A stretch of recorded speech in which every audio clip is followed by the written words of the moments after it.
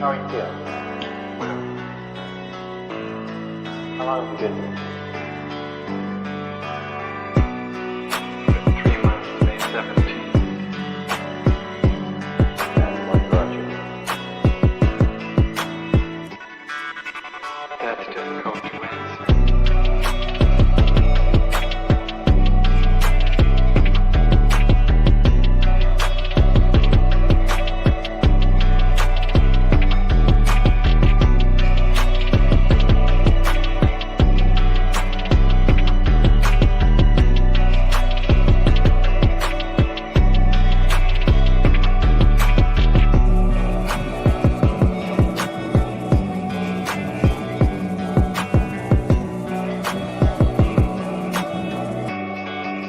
Could you give me some idea?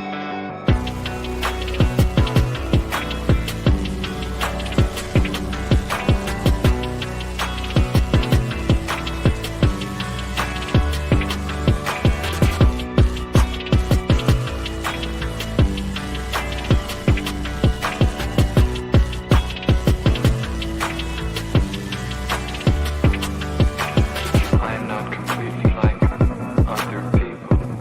What do you mean by that? People dislike me because I am not completely like them.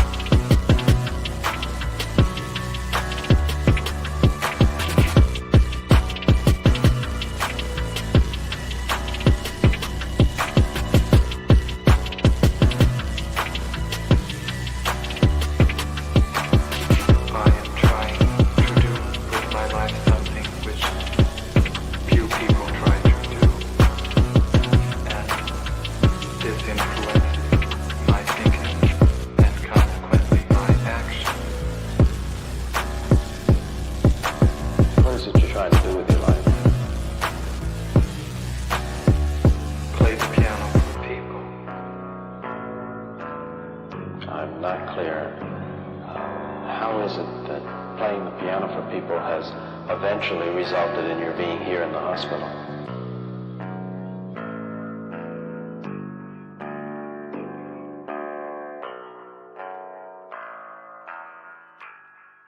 That's difficult to answer.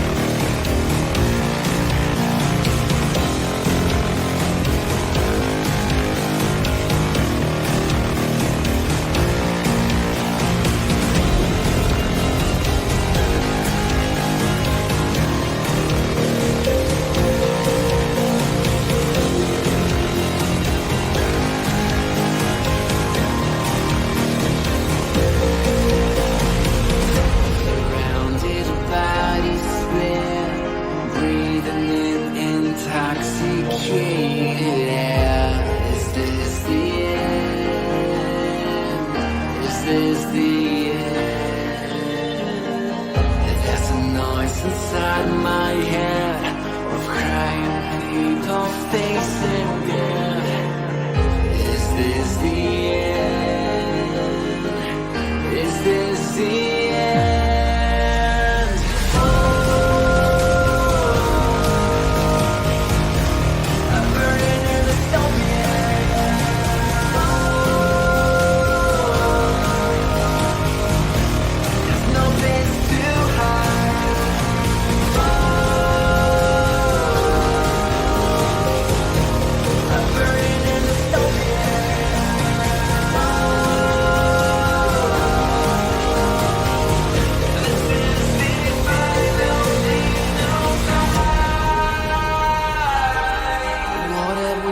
To the world,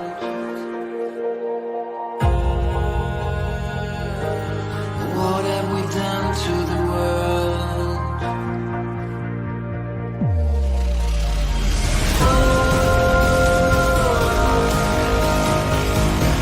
I'm burning in the stone.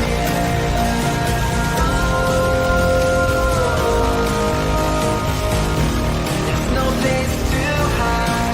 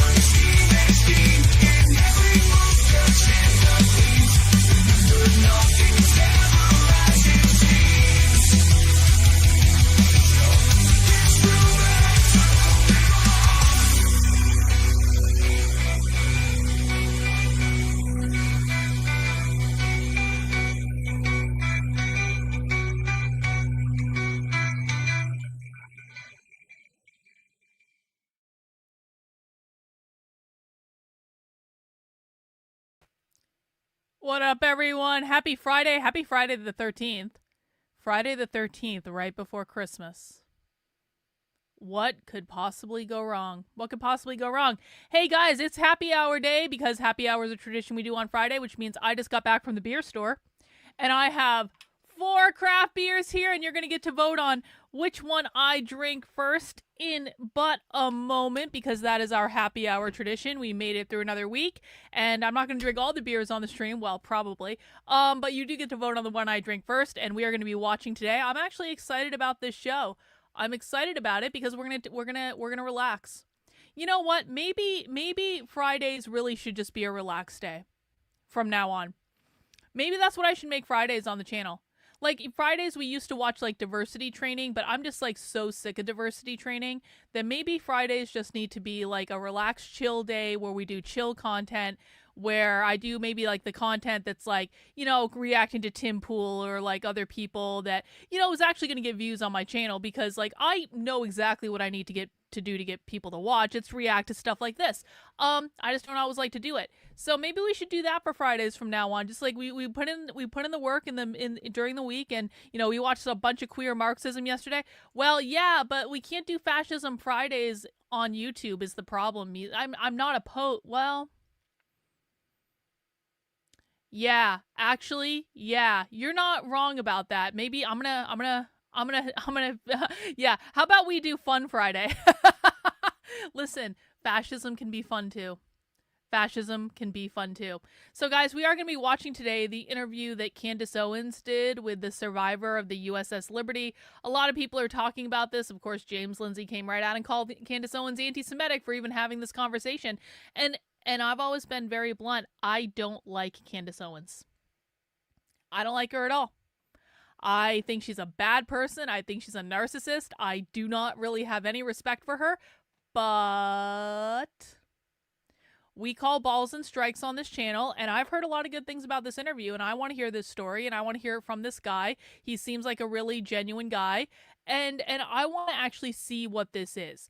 And so, because I have not, like, you know, I have a member of my community that was in the Navy, like, you know, what, like, and knows about all this stuff, and so I've had it explained to me what happened, and well, it doesn't sound good. It sounds like Israel attacked an American ship knowing exactly what they were doing and killed a bunch of people, and then the U.S. government covered it up. I mean, I could be making that up. I'm not saying that's for sure. I'm not a historian or nothing. I'm just saying that's like what I've heard.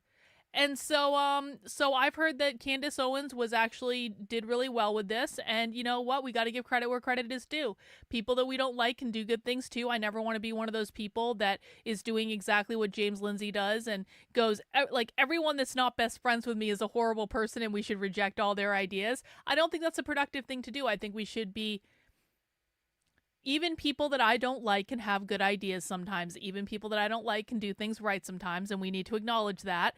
And that's just the way it goes. So that's what we're going to be watching today. I do have a couple orders of business. Well, I have one order of business before we get started. Can I do a gossipy thing before we get started so I can just, like, show you guys some of the insanity that's been in my Twitter feed? Here's what I want to do. Here is what I would like to do as we're waiting for people to meander in for the Candace Owens part. Candace Owens is going to be our main feature, but there's something else I want to talk about first.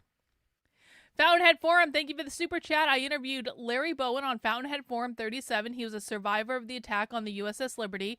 I'm glad this story is getting out now. Yeah, me too, Fountainhead Forum, and I definitely encourage everyone, check out Chris's podcast. He does a great job, interviews a lot of interesting people, and you can find him on Twitter, on YouTube, all that good stuff. So I definitely recommend you look into that.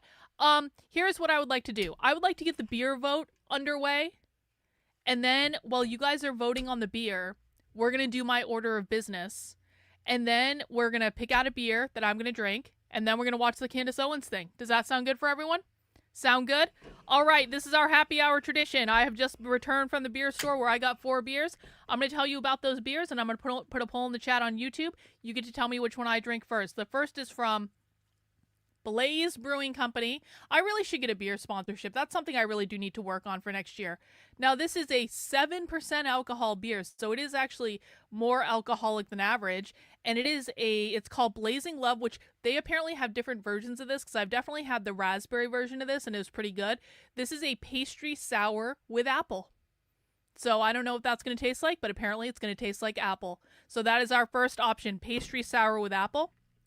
Our second option, hey, it's Purple Melbourne's birthday. Happy birthday, Purple Melbourne.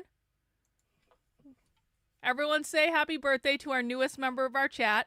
Our second beer is going to be from Pipe Dream Brewing. I'm pretty sure I've had this one before. Pipe Dream Brewing is a local brewery to me in New Hampshire. They put out a lot of interesting flavors. This is called Cali Commotion, and I can't even read the beer can with my glasses on. How crazy is that? I'm getting older. This is a rich, smooth, robust malt lager with notes of caramel, toffee, coffee, and chocolate. So that's what that's going to be, a malt lager with caramel, toffee, coffee, and chocolate. That's going to be choice number 2. Choice number 3 is from Spyglass Brewing. Now, Spyglass Brewing is the brewery that has brewed one of my favorite beers of all time that they don't make anymore. The berry cheesecake beer. It was the most amazing beer of all time. It really did taste like cheesecake. But I always keep an eye out for Spyglass Brewing because they've just brewed me so many delicious beers in the past. This is called Superconductor.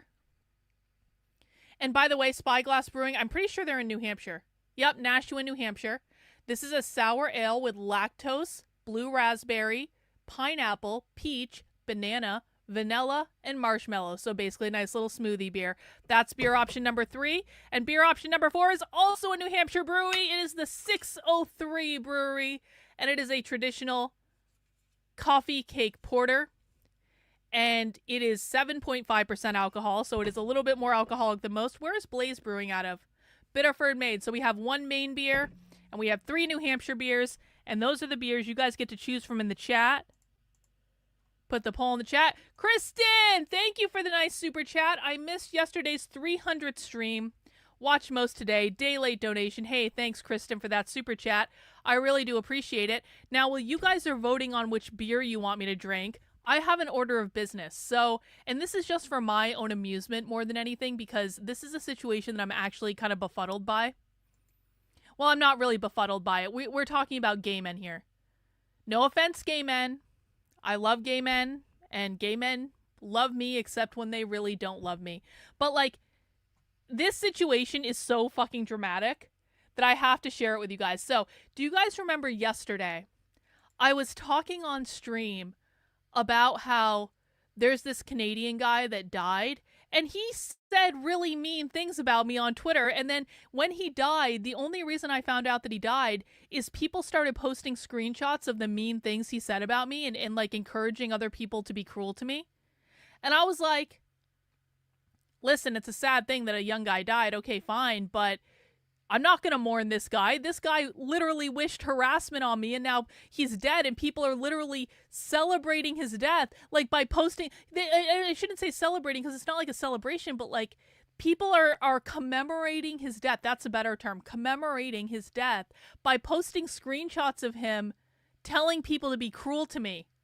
And I was like, listen, I don't know you. I've never met you. I've never spoken to you. Apparently, you really had some feelings about me. But I'm not going to feel sorry that you're dead. I'm sorry. I'm just not going to. I don't know you. I know nothing about you. I have no personal connection with you. And I'm not going to do this fake thing because what really disgusted me more than anything was that there were, thousands of people, thousands and thousands of people that were making these posts about him saying, he followed me on Twitter and I never talked to him, but I'm so upset he's dead. And I'm like, could you be any more inauthentic? Could you be any more ridiculous? No, seriously, could you be any more ridiculous? Because you're pretending that you have a relationship with someone that you've never met, that you've never spoken to, because now all of a sudden their death is going viral on Twitter. That's fucking gross. And so I said that, and I don't feel sorry about that, and I made a Twitter post to that effect.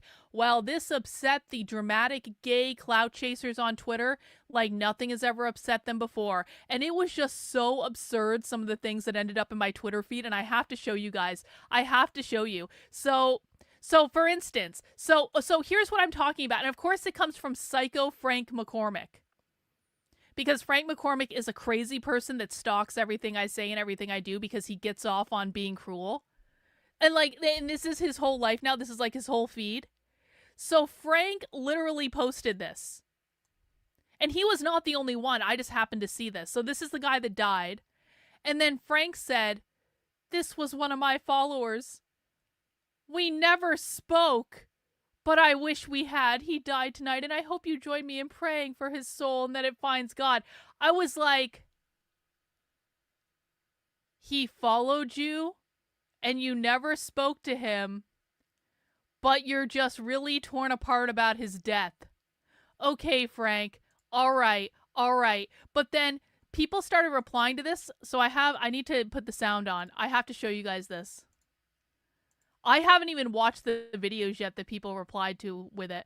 So I said, pretending to mourn someone that you've literally never spoken to for internet clout is literally one of the grossest things I've ever seen. And anyone who doesn't get this is either a wannabe influencer or an outrage junkie. And then this guy starts replying to me with videos of himself giving me a fucking lecture.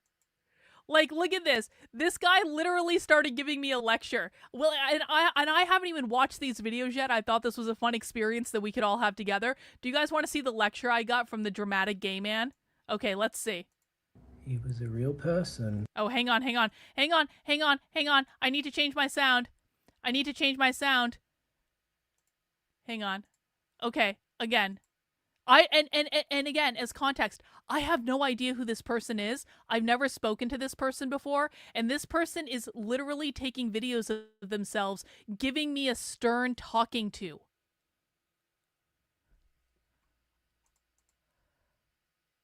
And you're the clout. He was a real person, and you're the clout chaser. Oh. Just shut up. If you didn't know him, then why are you talking about it? If I didn't know him, then why am I talking about it? If Frank McCormick didn't know him, then why is he talking about it? Why is everyone on the internet talking about it? Makes no sense. But it didn't stop there, because I responded to him and I said, you guys seem to think that knowing someone is following them on X or going to a party with them one time where you had no conversations of substance but took a lot of pics for social media, also perhaps read the thing you're responding to and respond to that. Because the thing he's responding to is literally saying, I don't know this person, but I'm just so sorry they're dead. And so then he kept responding with more videos. I've had roundtable discussions with him face-to-face through groups. On video. We've had... Oh, bro, you were on a Zoom call with him one time. I'm sure you're devastated. Why aren't you wearing black in your video, bro? Why aren't you in full mourning garb if you had a Zoom call with this guy one time?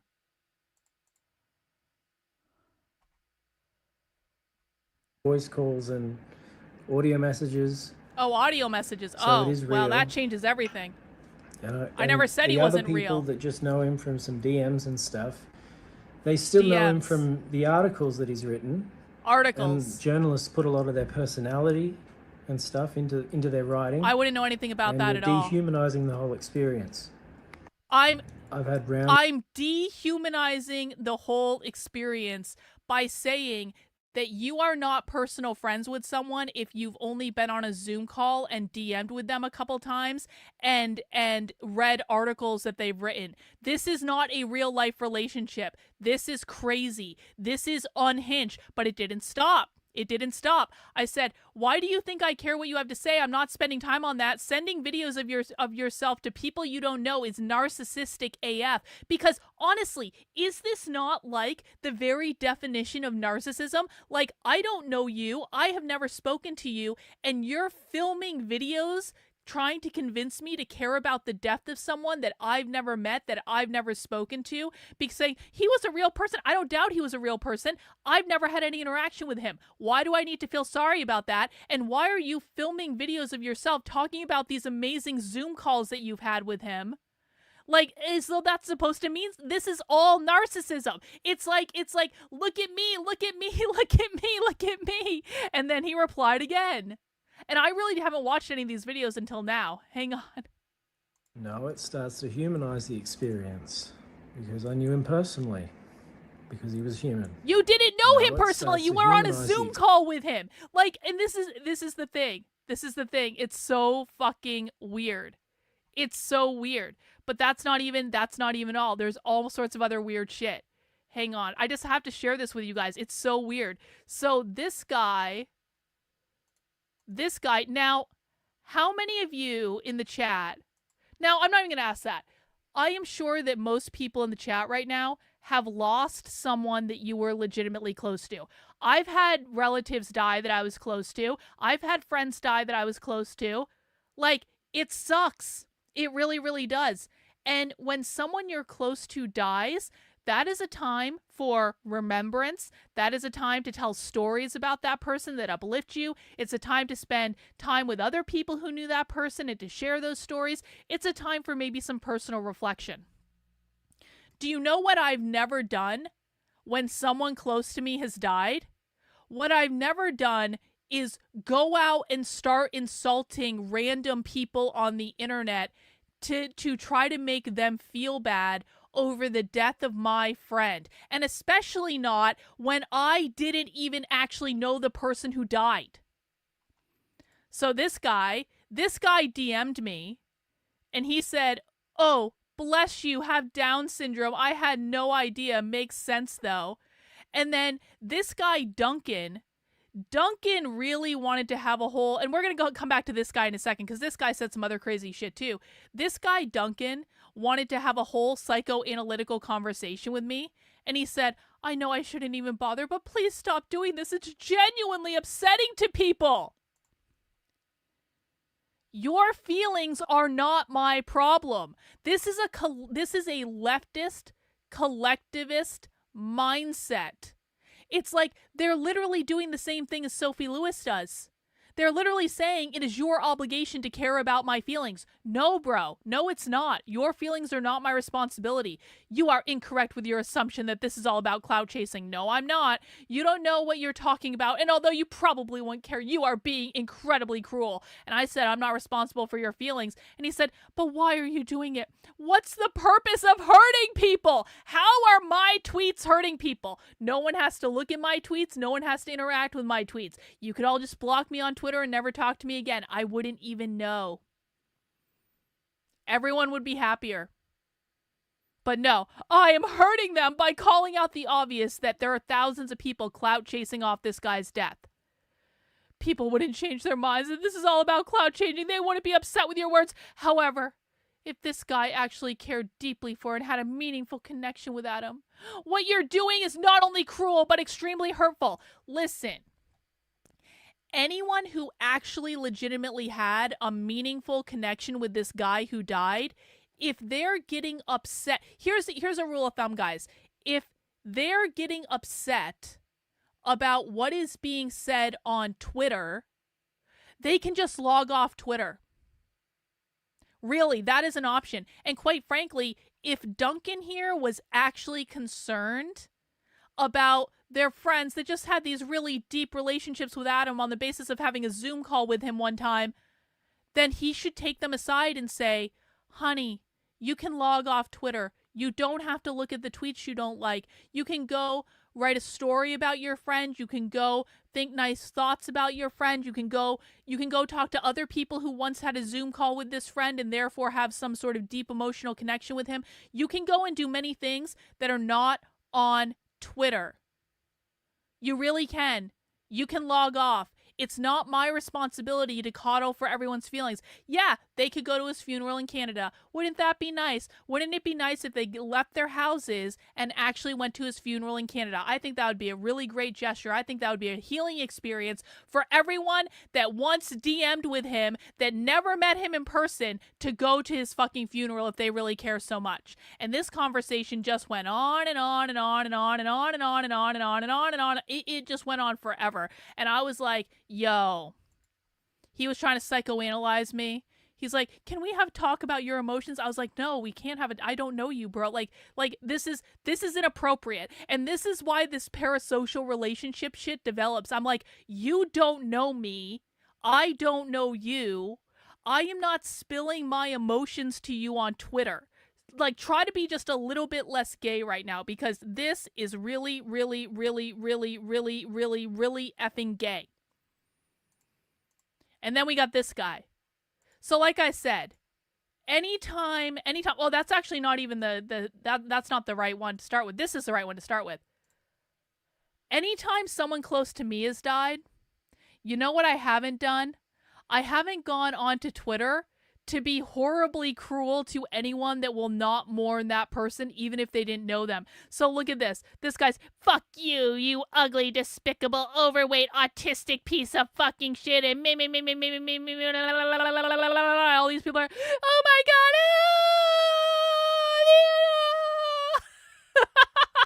all these people are freaking out. I just went into the replies. And I put a kissy face. She is evil!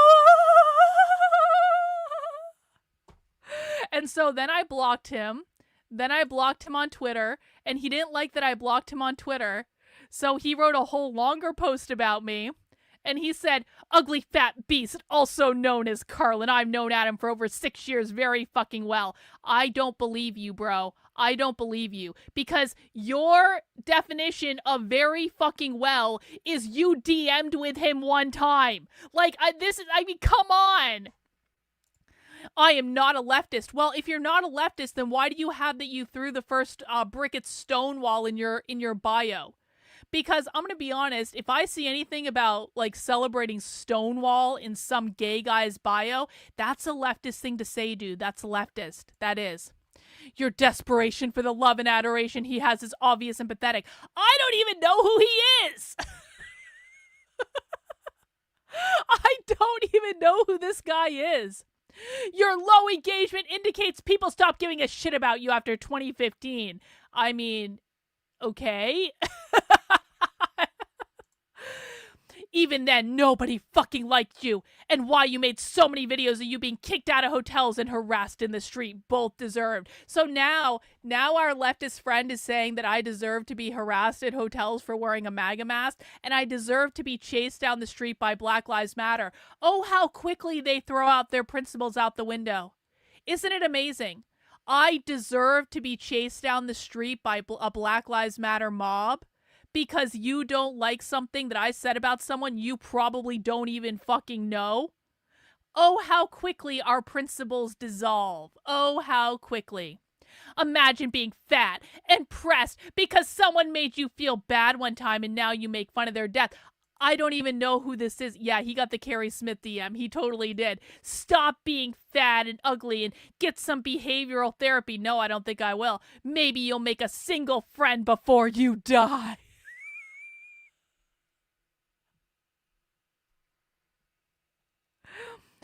Adam had many and you hate that. I don't even know him. And again, people are crying. They're complaining. And then this person started speaking up. A psychotherapist, a fucking psychotherapist says she is a known cluster B who does this to many people. You're not allowed to diagnose me. You cannot, under licensing laws, be a clinical psychotherapist and publicly diagnose someone you never talked to based on Twitter. If I was a lesser person, I would get her license pulled, but I just don't actually really care that much. And then what was funny about this is look, the psychotherapist who just diagnosed me with narcissistic personality disorder, having never spoken to me before, she had one of these posts up. I never met him, but he was one of my followers. Guys, the dead guy followed me. He was one, and I'm so upset. I never met him or spoke to him, but I'm so upset. I'm like, this is too perfect, man. They tried to struggle session me and they failed. The gay clout chasers tried so hard to struggle session me and they failed. And they're still reading about me today. Look, Frank McCormick's Twitter feed is like popping off about me. Let's just like go into his reply. It's always better to look at the replies. Oh, come on. Look. No! Okay, look at this. Look at this. Da-da-da. Oh, here. They've written a whole... A poetry painter has written a whole chapter about me not being sorry that this guy died. Hang on. There's more. There is more. Oh, Frank is in the replies of everyone today. I didn't even see all this. Oh, Frank is upset. Why am I not surprised that Dr. Cluster B's reaction to tragic death is to call him a cloud chaser? Now, remember, Frank is the guy who, at the beginning of this, Frank literally posted, "This was one of my followers. We never spoke, but I wish he had." Or we had. So Frank has never met this guy. Frank has never spoken to this guy. And now he's like, Carlin is not upset about his tragic death. She's a disgusting pig. Stalks people. Cheats on her husband. When the fuck have I ever cheated on my husband? She wrote in Nick Fuentes for president.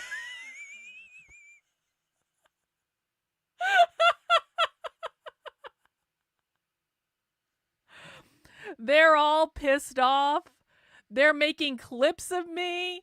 They're complaining. But like, oh, look, like one guy posted this picture. He's like, oh, she's a fucking... I actually think I look really pretty in that picture. I'm not gonna front. I think I look pretty in that picture. They're all upset about it. They're all upset. I thought that was a college linebacker exploring his sexuality.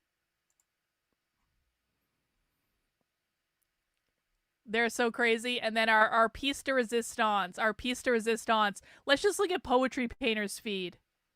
Yeah, Frank is probably gay. He's probably a repressed gay man. That's probably the problem. Guys, we're going to be getting to Candace Owens in a minute. This is a little preamble. Look at this. Poetry Painter's feed. We're not even going to look. It's literally all about me. She's saying my ass looks way better than that. I'll tell you what. I have no cellulite on my fucking ass.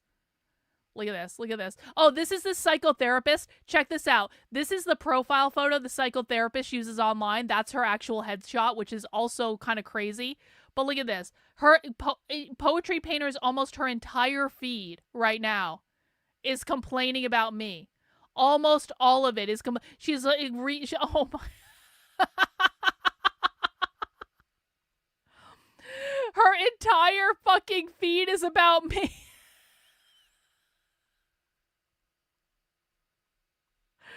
This is how obsessed people are with me. Aw, Aaron. Still love him. Anyway. So they've spent their last several days reeing about me, and it's just like, bro. Yeah, I kind of thought the same. It's unhinged. It's unhinged. They took the bait. Also, I'm not upset. Yeah, I always find it baffling these people say I'm so irrelevant, yet they literally spend all day, every day complaining about me. It's crazy. And one last side note. Look at this. Carrie Smith earlier was streaming. Is there a woke right? I almost went live to react to it. I might react to it later. I might not be able to help myself. Truly and sincerely, I might not be able to help myself in reacting to Carrie Smith's Is There a Woke Right stream. I might have to do it. Do you think this is just an ignorant retardation? Oh, no, it's a coordinated... It's a coordinated thing. Like, you gotta understand, RJ, you're relatively new. The people who are doing this shit have literally been coordinating to, like, discredit me for years and years and years. And so now we just make fun of them and laugh at them when they do it because it's crazy. It's crazy. Anyway, that's what my evening last night was like. Now I need a beer. Let's see, which one did you guys choose? Last chance to vote for beer. 10, 9, 8, 7, 6, 5, 4, 3, 2, 1. The coffee lager. This one. Cali Commotion one. I'm surprised about that. Let's pour it into my here glass. Now I drink beer out of a wine glass because I'm bougie like that. Yeah, you guys just like the colors on the can. I know how you make choices. That's all right. If you're drinking something fun, put it in the chat. AD, this is Pipe Dream Brewing out of Londonderry, New Hampshire.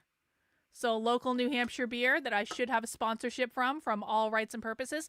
Cheers, everyone. We made it through another week.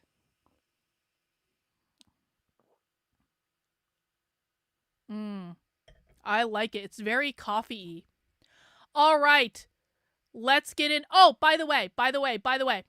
Couple quick things about the Substack, and then we're going to jump into the Candace Owens video.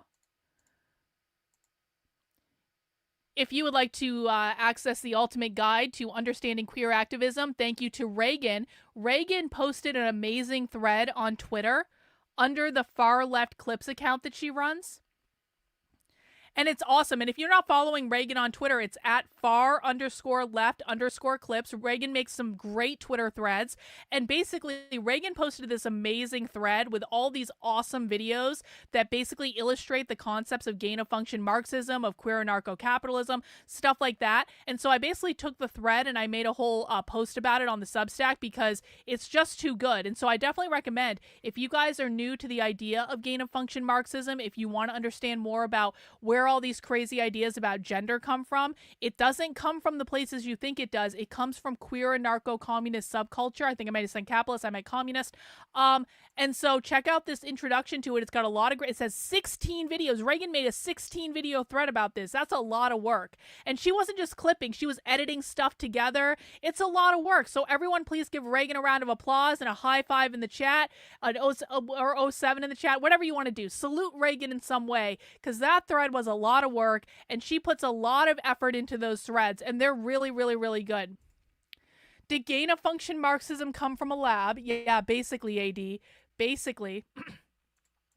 And then, of course, if you haven't read yet the James Lindsay's Repressive Tolerance article, I basically break down how James is overtly using a Marxist tactic in order to attack people like Candace Owens that he does disagree with. He's using Marcuse's repressive tolerance. It's clear as day once you see it. And so I break down all the reasons he's doing that in this article on the Substack. James is running around calling everyone else a Marxist when he is the one behaving like a Marxist. I also have a clip on the YouTube channel that I posted today if you'd rather hear me read the article and explain it. I'm going to be posting that clip to the Substack as well. That is available at Carlyn, KARLYN.substack.com. And if you appreciate the work I'm doing, please feel free to sign up for a membership. $8 a month, $80 a year. I am 100% funded by you, so I don't take any political money from any political organizations. I am only grassroots funded. So my only job is to tell you the truth, show you receipts, and of course, our sales in the Unwoke Art Store are dwindling down because we are fast reaching the moment where there's going to be a cutoff where I don't know if items are going to be able to be shipped to you in time for Christmas. And that moment is Monday, okay? Monday is the last day in the Unwoke Art Store. I'm not saying it can't get to you in time for Christmas after Monday. It kind of depends on which product it is. It kind of depends on where you live. I mean, it's kind of like, it's a coin flip after Monday is what I'm saying. So if there are any last minute items that you would like from the Unwoke Art Store for Christmas, for presents, or just for yourself, we've got one last holiday sale in the Unwoke Art Store, and that is if you spend $100 or more, you will get 25% off your entire order, and that sale is good through Monday at midnight or 11:59 p.m., and that is going to be the cutoff, guys. And I really, like, if you have any, if you want any new presents or different designs, stuff like that, every single thing in the store is going to be 25% off as long as you spend $100 or more. Lots of great stuff in the store. I have t-shirts, I have hoodies, I have, actually, we've got a lot of great mugs and drinkware that would make great gifts. We've got pint glasses, we've got tumblers, we've got lots of cool mugs. Lots of great stuff that you can have as gifts. Also t-shirts.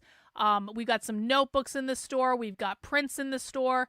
There's all sorts of cool stuff. So go get your 25% off, guys, and support the work I'm doing. And I really appreciate it. All right, let's jump into Candace. I know, a long preamble, but that's just the way it goes. Just the way it goes. And let's watch this here video and see how this went. For me. It reads, "My name is Philip Turney. I am 77 years old today.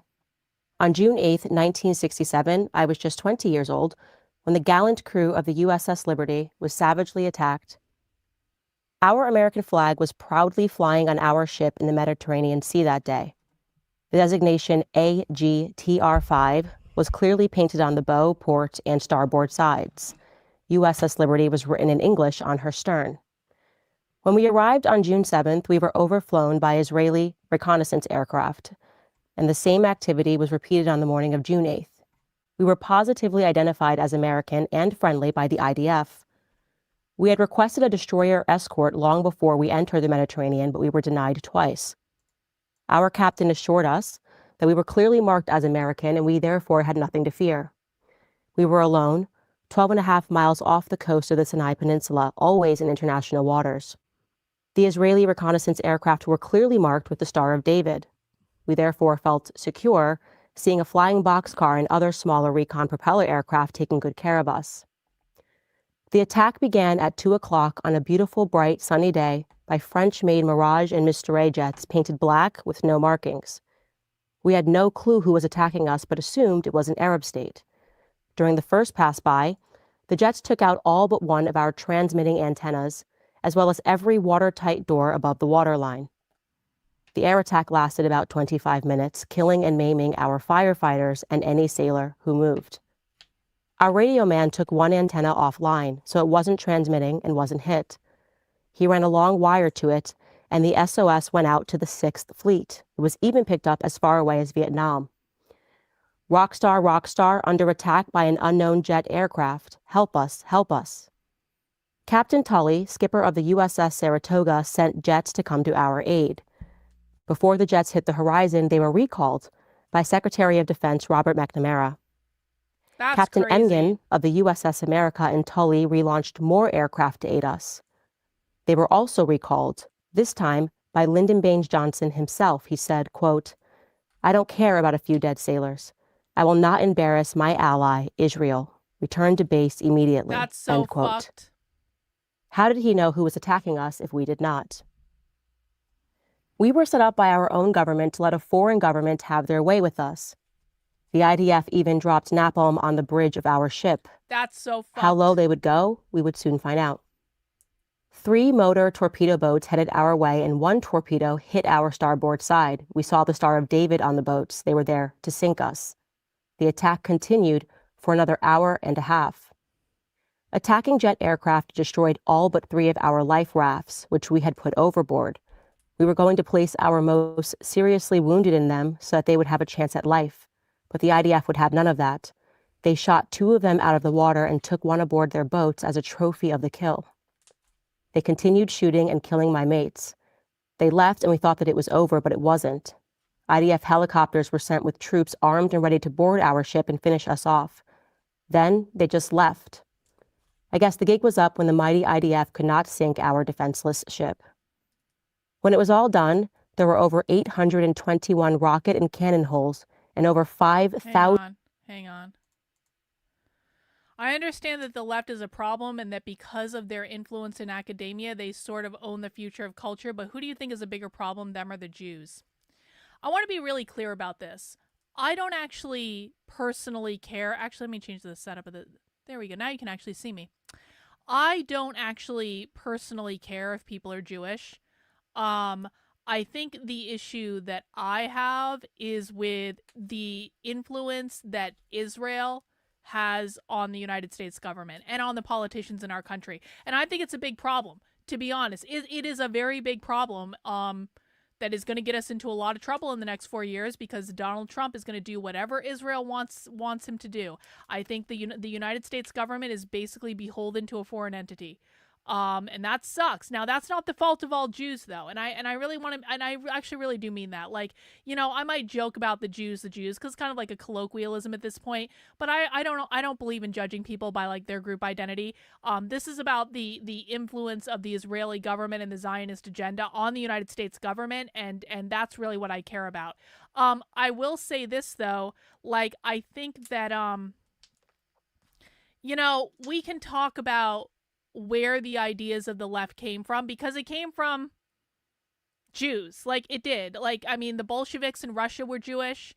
Hitler was fighting Marxism in Germany, and then he figured out all the Marxists happen to be Jewish. The Frankfurt School, but when it came to America, is mostly Jewish. However, what I really need people to hear and understand is that doesn't mean that leftism in America is entirely Jewish now. It really just doesn't. There's no evidence to that effect. There are some Jewish people involved. There are a lot of non-Jewish people involved. And I don't have any evidence to say that Jewish people or Jewish entities are funding the left. And if you have that evidence, then show it to me. I will look at anything. But I don't have the evidence to say it's all where it comes from anymore. So I think that the problem of the left in America has morphed beyond the original creators, and I can't blame them all for like what it's morphed into. But these ideas, like the implementation of these ideas, is a separate problem that is not entirely Jewish and will not be solved if by some miracle the influence of the Israel lobby is solved. Okay, the left problem is still going to exist. For my money, I think they're both problems. I think they're both problems for different reasons. And I'm not sure which one I think is worse. But I focus on the left. That's just the path that I've chosen to walk, for better or for worse. Armor-pierced. But even though I focus on the radical revolutionary left, I'm still going to be honest about the origin of the problem. But it's just not going to be something I talk about every day because that doesn't make sense. Bullets riddling the ship. Napalm was burning us up, and a 40 by 40 foot torpedo hole was in her side, causing the ship to list badly to our starboard side. We then waited 17 hours for help. I guess they hoped that we would sink that night. Help was only 40 minutes away from us, but they left us out alone to die. When the USS America and the USS Davis arrived to help us, they took our wounded to care for them. Their wounds were so horrific, words cannot explain. Admiral Kidd boarded our ship a few days later, and the cover-up immediately began. We were ordered to never speak of the attack to anyone, not even with one another. Penalties would be fines, imprisonment, or worse, and we all knew that worse meant death. We have been treated like garbage for the last 57 years. That's astonishing. Congress has been bought and paid for, with the exception, over the years, of a few brave lawmakers. Their names are Representatives Pete McCloskey, Paul Findley, and Jim Traficant. As the courageous Rep. Thomas Massey has noted, all Republican members of Congress except for him have AIPAC handlers. We can assume this is also true of nearly all Democrats. We are the most decorated ship in naval history for a single engagement. I believe God saved us that day to allow us to communicate the truth of this attack to leaders like you. We give all power to Jesus Christ. We are just his servants that horrible day and now. The USS Liberty survivors are the biggest whistleblowers this country has ever seen. We have been smeared as anti-Semitic, Jew haters, and Nazis. Our only sin is that we survived. We didn't kill anyone. Israel did all the murdering that day, and the U.S. government did all the covering up. I'm asking you to help us save America by telling others the facts about the slaughter of my mates. We are begging you to support us. Respectfully, Phil Turney, the president of the USS Liberty Veterans Association. Great honor to have you here today. Thank you, Candace. It's a great honor for me to be here and represent the gallant crew of the USS Liberty that have been treated so badly, as I said in the letter, for 57 years. So I just want to start just really at the beginning, I guess. When did you sign up to be in the United States military? I joined the Navy at 17 years old at San Diego, California. That's where I went to boot camp. I did 2 tours of Vietnam before I got aboard the USS Liberty. And I did 3 tours with her, including her last. So that was my naval career. And I got out of the Navy, and then I wasn't working at the time. I thought I'd never go back in because why would I go back into a place where people are going to try to kill me? But I wasn't working, I had a baby. So I went back in and I got aboard the USS Maddox, DD-731, which was in the Tonkin Gulf, which was another false flag. Wow. So just as a question, I mean, most people, just being in the Vietnam War, I mean, that was traumatizing enough, obviously. So you came back and you decided that you were still going to serve the country. When exactly did you find out that you were going to be aboard the USS Liberty? I found out when I got orders to go to the East Coast from the West Coast. I was on an ammunition ship then, USS Mauna Kea AE-22. I said, well, great, I'm going away to the East Coast, and I always wanted to go there anyway. So I ended up on the Liberty. And when I got aboard the Liberty, they said it was a ship that mapped the bottom of the ocean. And I said, wow, how could that be when all the antennas are going straight up? Mm. But I was a dumb kid. I believed anything they told me until a few months after that. And I said, no, this ain't right. We're a spy ship. Okay, so they initially said to you, they didn't even, you're serving on a ship and they don't even tell you the truth about why you're there. So here you are, and they're like, you're just here to map the bottom of the ocean? Yes, that's what they told me. Okay. Well, there were 2 different crews aboard that ship. There were 200 spies, CIA, NSA spies. And I was in ship's company, engineering. And there were 100 of us, and with the other guys, bosun mates, cooks, things like that, to run the ship.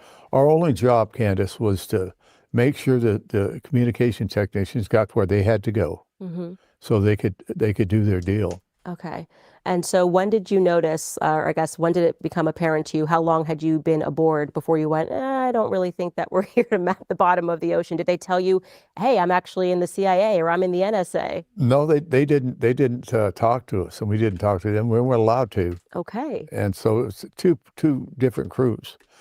And I we figured it out pretty quick what was going on, but yeah, it was so secret. I mean, everything was secret, very, very secret. And did you, just wondering how the setup is, are you sharing a room with 4 or 5 people? How does that work on the ship?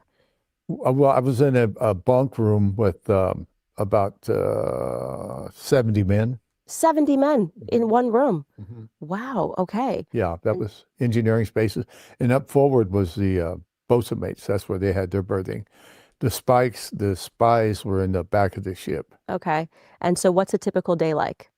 Typical day was get up, take a shower, go to chow, go to work, stand your watches. And when we were out of sea, we'd sunbathe a lot because, we were always off the coast of Africa.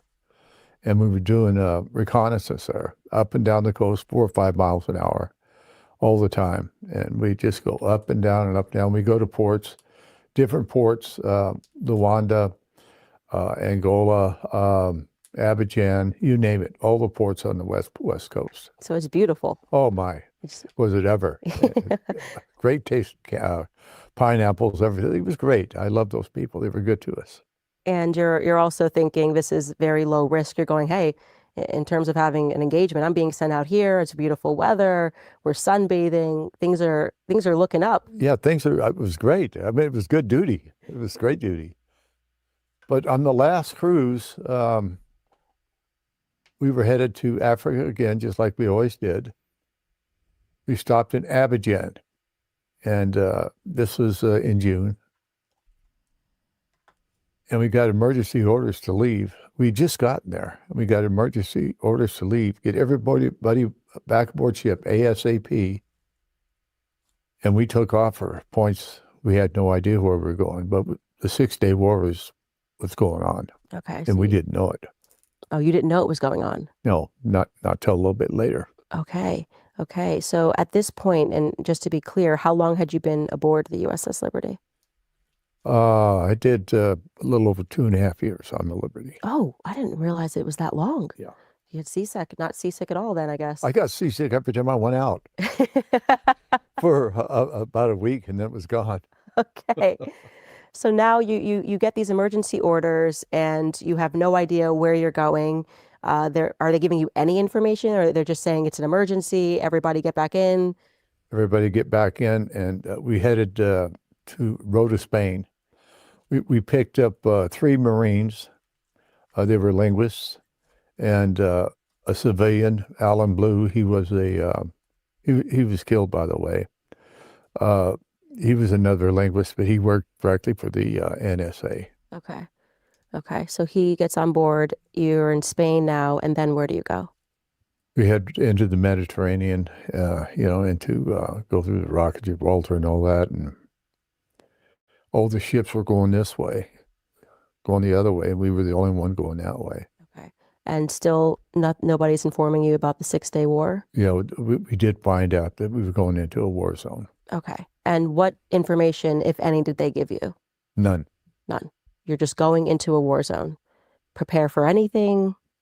No, we were prepared because our captain, Captain McGonigal, we trained all the time for different situations, chemical drills, fire, all kinds of different stuff. And what's the general mood as you guys are heading towards there, the conversation between you and your shipmates? Apprehension. In fact, we had the Star of David. We knew what was going on then. People had Star of Davids all over the ship, inside the ship, hoping Israel would win because they were our best buddies in the whole wide world. And come to find out they weren't. So now it's June 7th. Is that correct, when you arrive into the Sinai Peninsula? Right. We got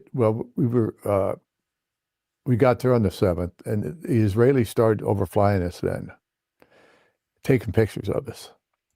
Same thing happened. Side note, I saw a post from, what is his name? Coleman Hughes. Now, I've never understood, like, 1 in the chat if you know who Coleman Hughes is, 2 in the chat if you don't know who Coleman Hughes is.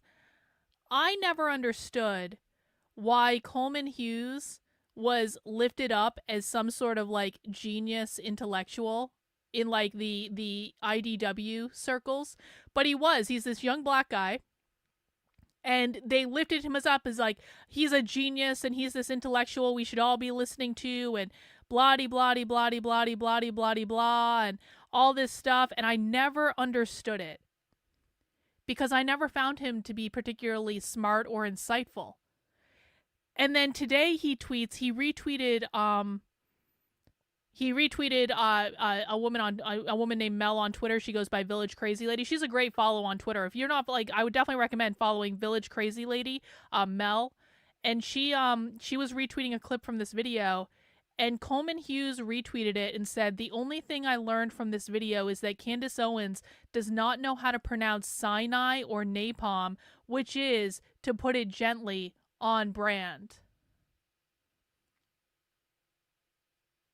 I think a rule of thumb that everyone should keep in mind is if you see high-profile people making just, like, ad hominem attacks or character attacks, rather than commenting on the nature of the argument being made, they get to lose their card as an intellectual.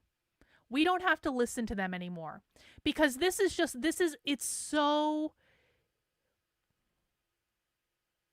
I cannot tell you how badly this grates on me to see these so-called intellectuals saying, "You don't even know how to pronounce that word. You're stupid. You're fat. You're ugly. You said something I didn't like one time." It's like, if they can't critique the argument, then they don't get to be intellectuals anymore, and we don't have to listen to them anymore. Happened on the June the 8th. Flying boxcar, which is a 2-engine plane. The doors were open. You could see the cameraman taking pictures of us. So they're that close. They're that low. Oh, yeah. You could see the pilots. We would wave at them, they'd wave at us. Very friendly. They would dip their wings like everything's great. And we felt good because our best friends were there. And we had no worries. I mean, none at all, because they were going to protect us. But it ended up they didn't. So you had described in your letter saying that you had the American flag displayed. Can you describe for me, first and foremost, again, reiterate where it was displayed and also how large the flag was? Right. It was on the mast, and the flag was brand new. It was a 5x8 flag, very visible. It was 12 knots going over across the deck. You could see the flag, and in fact, the Israelis identified us as American and friendly. How do you know that? Well, we know it because of the intercept we picked up, and they admitted it themselves. So We were on Israel their knew. war table. They identified us as Israel American. knew. Imagine my shock. And when they Israel changed knew. the watch, they forgot to tell the other watch commander that we were there. They took us off their war table. Forgot. So we no longer existed. Okay. When you say take you off the war table, I'm not familiar with that lingo. Okay. So what does that mean? They took us off the war. Well, on the war table, they have like different ships or different. Like literally set up the table Right. that shows you. Right. Okay. And what's going on. And they took Shut us up, off. Dan Crenshaw. So we were We don't care were what you have to gone say. to them. Mm-hmm. They thought. But they knew exactly what they were doing. Exactly what they were doing. When they overflew us, they took the pictures of all the ship. They knew exactly what to hit and when to hit it. And I might add, I believe, and I think most of my shipmates believe, that this attack was planned a year in advance. What? A year in advance. Yes. What makes you say that? Well, A year in advance? Are you shitting me? there was another spy ship in the area, USS or SS Valdez. It was a civilian manned ship, but it was owned by the Navy. It could have done the same thing that we were doing, but they took them out of the area. Sinking the USS Liberty is a hell of a lot sexier than sinking the Valdez. Why is that? Well, it's all American sailors and Marines. They wanted this at the bottom, and so they could blame it on the Arab states and bring us into World War III. Oh! Okay. So what he's saying is, allegedly, based on this guy's recollection, and this is probably wrong, YouTube, I'm not making any declaration of whether or not I agree with him. What he's saying is that Israel planned to sink an American ship so they could blame it on the Arabs to try to get America into a war with their enemies. Huh. What does that sound like? Does that sound like something similar that's happened recently? How about when Benjamin Netanyahu came to Congress and made a speech in front of Congress saying that Iran was trying to assassinate Trump?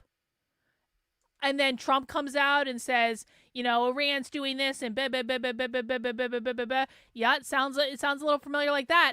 I mean, some might say this also kind of sounds like 9/11 a little bit. Some might say that. Wow. So let me ask you a question. Now, it's the morning of the 8th, and you like you said, on the 7th, they took pictures, they positively identified you, you were able to hear this over the radio. Did they still have at that moment the CIA agents on board? Yes, yes. The NSA agents were on board, so you still got the exact same amount of people that are on board here. Right. Okay, so I'll tell you what, man, as many problems as I have with Candace Owens, and I have many problems with Candace Owens, you got to give this woman credit. She has got balls of steel. She knows the consequences for doing stuff like this. Good for her. talking about a pretty big sacrifice they were willing to make. Right. Total number of people, 294 souls. 294 souls. Okay. Take me through what happened on June 8th. You get up. We get up at 0600, and like I say, we go to chow and take a shower, go to chow, and go to work. We had a damage control drill just before the attack, say about 1 o'clock. And I was in damage control. I was assistant on-scene leader in damage control. And I was in an impregnated suit, which is a suit for washing down the ship of chemicals. And it was very, very hot that day. I mean, 100 degrees on the deck, easy or more. And I thought I was going to pass out. It was so hot. Finally, it was over with. And I went and stowed my gear. Excuse me, the sound-powered phones weren't working on the starboard. Yeah, I heard that the Daily Wire kicked out Brett Cooper. How much do you want to bet that Brett Cooper got fired for replying to Nick Fuentes? Or didn't get fired, but came to some separation agreement because she replied to Nick Fuentes on Twitter one time? It'll be interesting to see what happens there. Gun mount. The sound Yeah, they're sound-powered phones, from just like, you could put on headphones, but they were sound-powered. They weren't electrical. And for some reason, it wasn't working. And I went to the IC shop, and I got a friend of mine, David Skolak. He was an IC-man, and that was his job, take care of the IC system there for sound-powered phones and the IC system, intercoms on the ship. And he came up there, and the gunner's mate was up there also. They were manning the guns. We were in a condition 3, just in case, because we could see the bombs going off and everything on the Sinai. So we thought, that this is really not a good place to be. And just as soon as I left that gun mount, about 30 seconds after I left it, I got back to my workstation, and all hell broke loose. The attack began. What's the first thing you remember? First thing I remember was all hands get to your general quarter stations. We're under attack. We're under attack. And I got to my GQ station, which is in the front part of the ship. And those 2 men that I just left there, not a minute it took me to get back up there. They were dead. They're blown to bits. The fucking gall of James Lindsay to honestly say that Candace Owens is being basically un-American by even having this discussion, while James claims to be the arbiter of American values. The fucking gall of that asshole, honestly. Anything that moved aboard that ship, they were shot at. As in the letter, they took out all of our antennas within 3 seconds. Our 450 caliber machine guns were gone. Every watertight door was hit. And this went on for 25 minutes, dropping napalm on us. 25 minutes of that, you can't imagine. Every second was like an hour. There was nowhere to hide, nowhere to run. And you got people severely blown up, wounded badly. And it continued and continued and continued for 25, 30 minutes. And then there was a lull. We saw the torpedo boats coming. We thought, the Star of David, oh, good. Because these were unmarked jet aircraft. We didn't know who was attacking us. We thought it was the Arabs. And then we saw the torpedo boats, and the Star of David. Oh man, here's our best friends who are going to come help us. No, they come to sink us. When you talk about them dropping napalm, and so they did this immediately, what does that do for people that are not aware? What is the purpose of that, and how does the body react to napalm chemically? Sorry, I know we're talking about something serious right now, but for people who knew, I always interact with my chat during the stream. It's just the way it goes. Since James was on Michael Malice yesterday and the comments are incredible, all of them slandering James and exposing his grift, should I watch that? I'm so disappointed in Michael Malice. I adore Michael Malice. Let me know if you think I should watch that. Agent. They used It can burn napalm you on them. severely. That's fucking crazy. And it also can explode your lungs. Very, very hot. I tried to go up and put it out with CO2, and I couldn't do it. They shot up all our fire hoses, too. We had no way to fight fires with water at all. They shot them all up. Instantly in that first 25 minutes. Yes. So they took out everything. The antennas instantly, the fire hoses instantly, so you couldn't take out fire. And during those 25 minutes, what were you doing specifically? I was getting people off deck, taken to a triage in the mess decks. The whole mess decks was full of people laying on the tables, on the floor. It was a sea of broken and bloodied men. And it continued like that for the entire attack. And then the torpedo boats got up to us. They did, they fired 5 torpedoes at us. So all the antennas are taken out. 25 minutes has passed, and they're obviously assuming that you can't communicate your distress. You indicated in your letter, was it before the torpedoes that fortunately somebody had taken one of those yes. offline? Terry Haldebardier, he's the third class radioman. He strung a long wire to the only antenna. He took that antenna offline because it wasn't working. So they didn't hit it because they were using heat-seeking missiles to hit all the antennas. Because when they're tuning, they throw off heat, and they took them all out except that one, and he got it. Thank God. I mean, there's reasons for all this happened, and he got hooked up, rock star, and like I said, it went to Vietnam. The Sixth Fleet picked it up. They automatically sent aircraft from the Saratoga and Captain Tully, and before they even hit the horizon, McNamara says, "Bring those aircraft back. Do not help Liberty. Turn around." So our Secretary of Defense, I mean, this attack could, in theory, since he was able to get that message out, in theory, the attack could have been over. How long after it started? Well, almost immediately. In fact, they could have saved 25 brave American lives, all spies that got killed when the torpedo hit. But instead, if they would have just let those planes come help us. But that wasn't the deal. We were set up by our own government to die. So Robert McNamara, who in interviews... Really think about that. Really think about, like, you're in the military.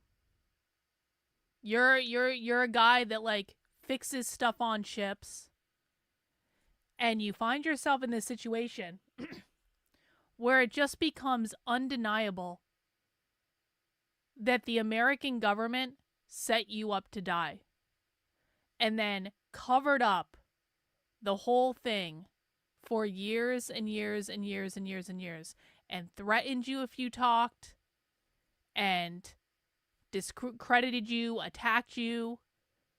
Can you just imagine being in that position? Like, you were a guy that was, like, fixing equipment on a boat.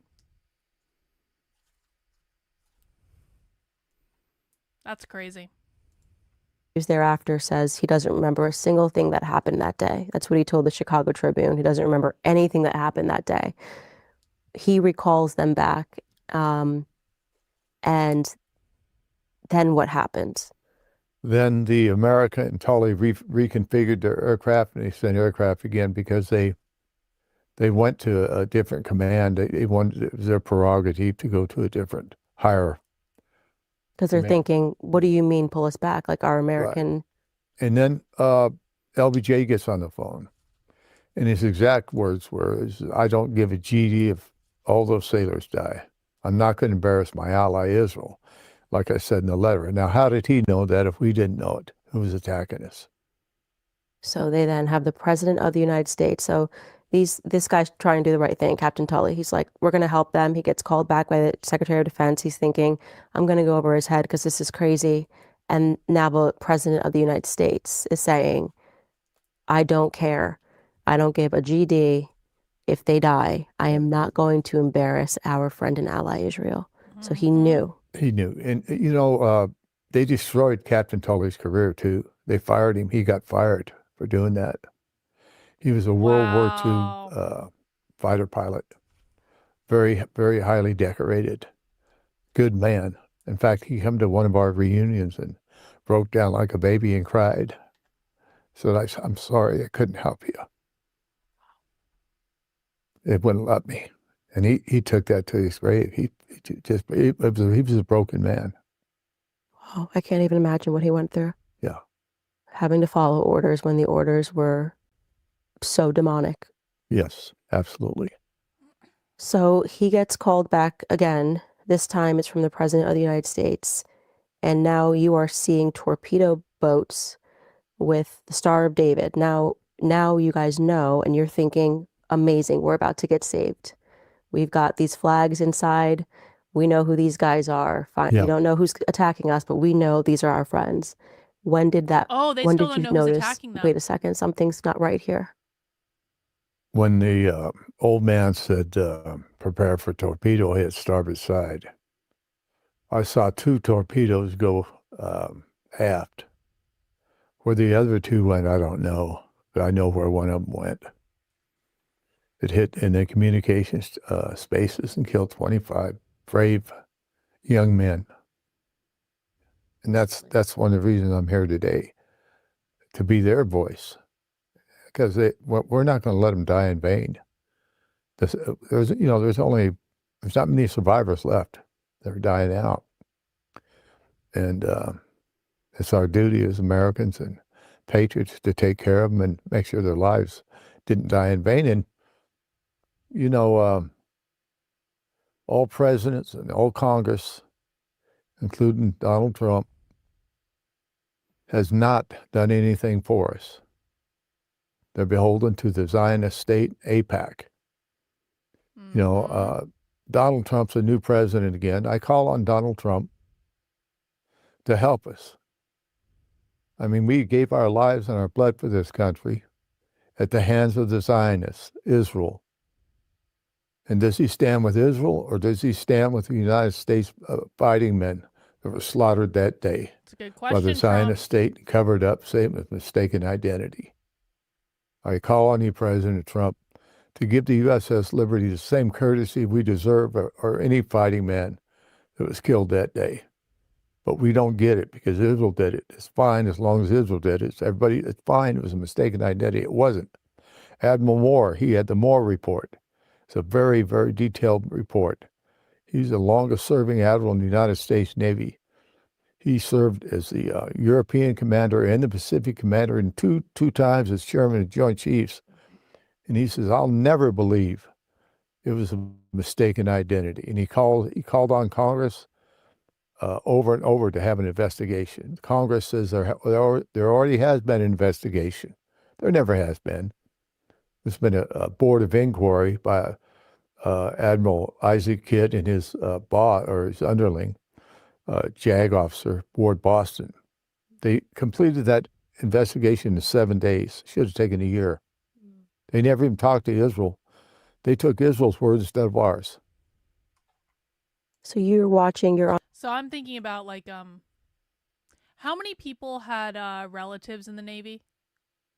Did anyone have relatives that, like, fought, like, that were actually, like, in these types of, like, in combat in, like, the Navy? I did. I know Sin was in the Navy. Sin is a naval veteran. My grandfather was on a submarine in World War II, so it was not exactly the same thing. It was in World War II. But like, I'm sitting here listening to this guy, and I'm just like, he reminds me so much of my grandfather in some ways. And my grandfather,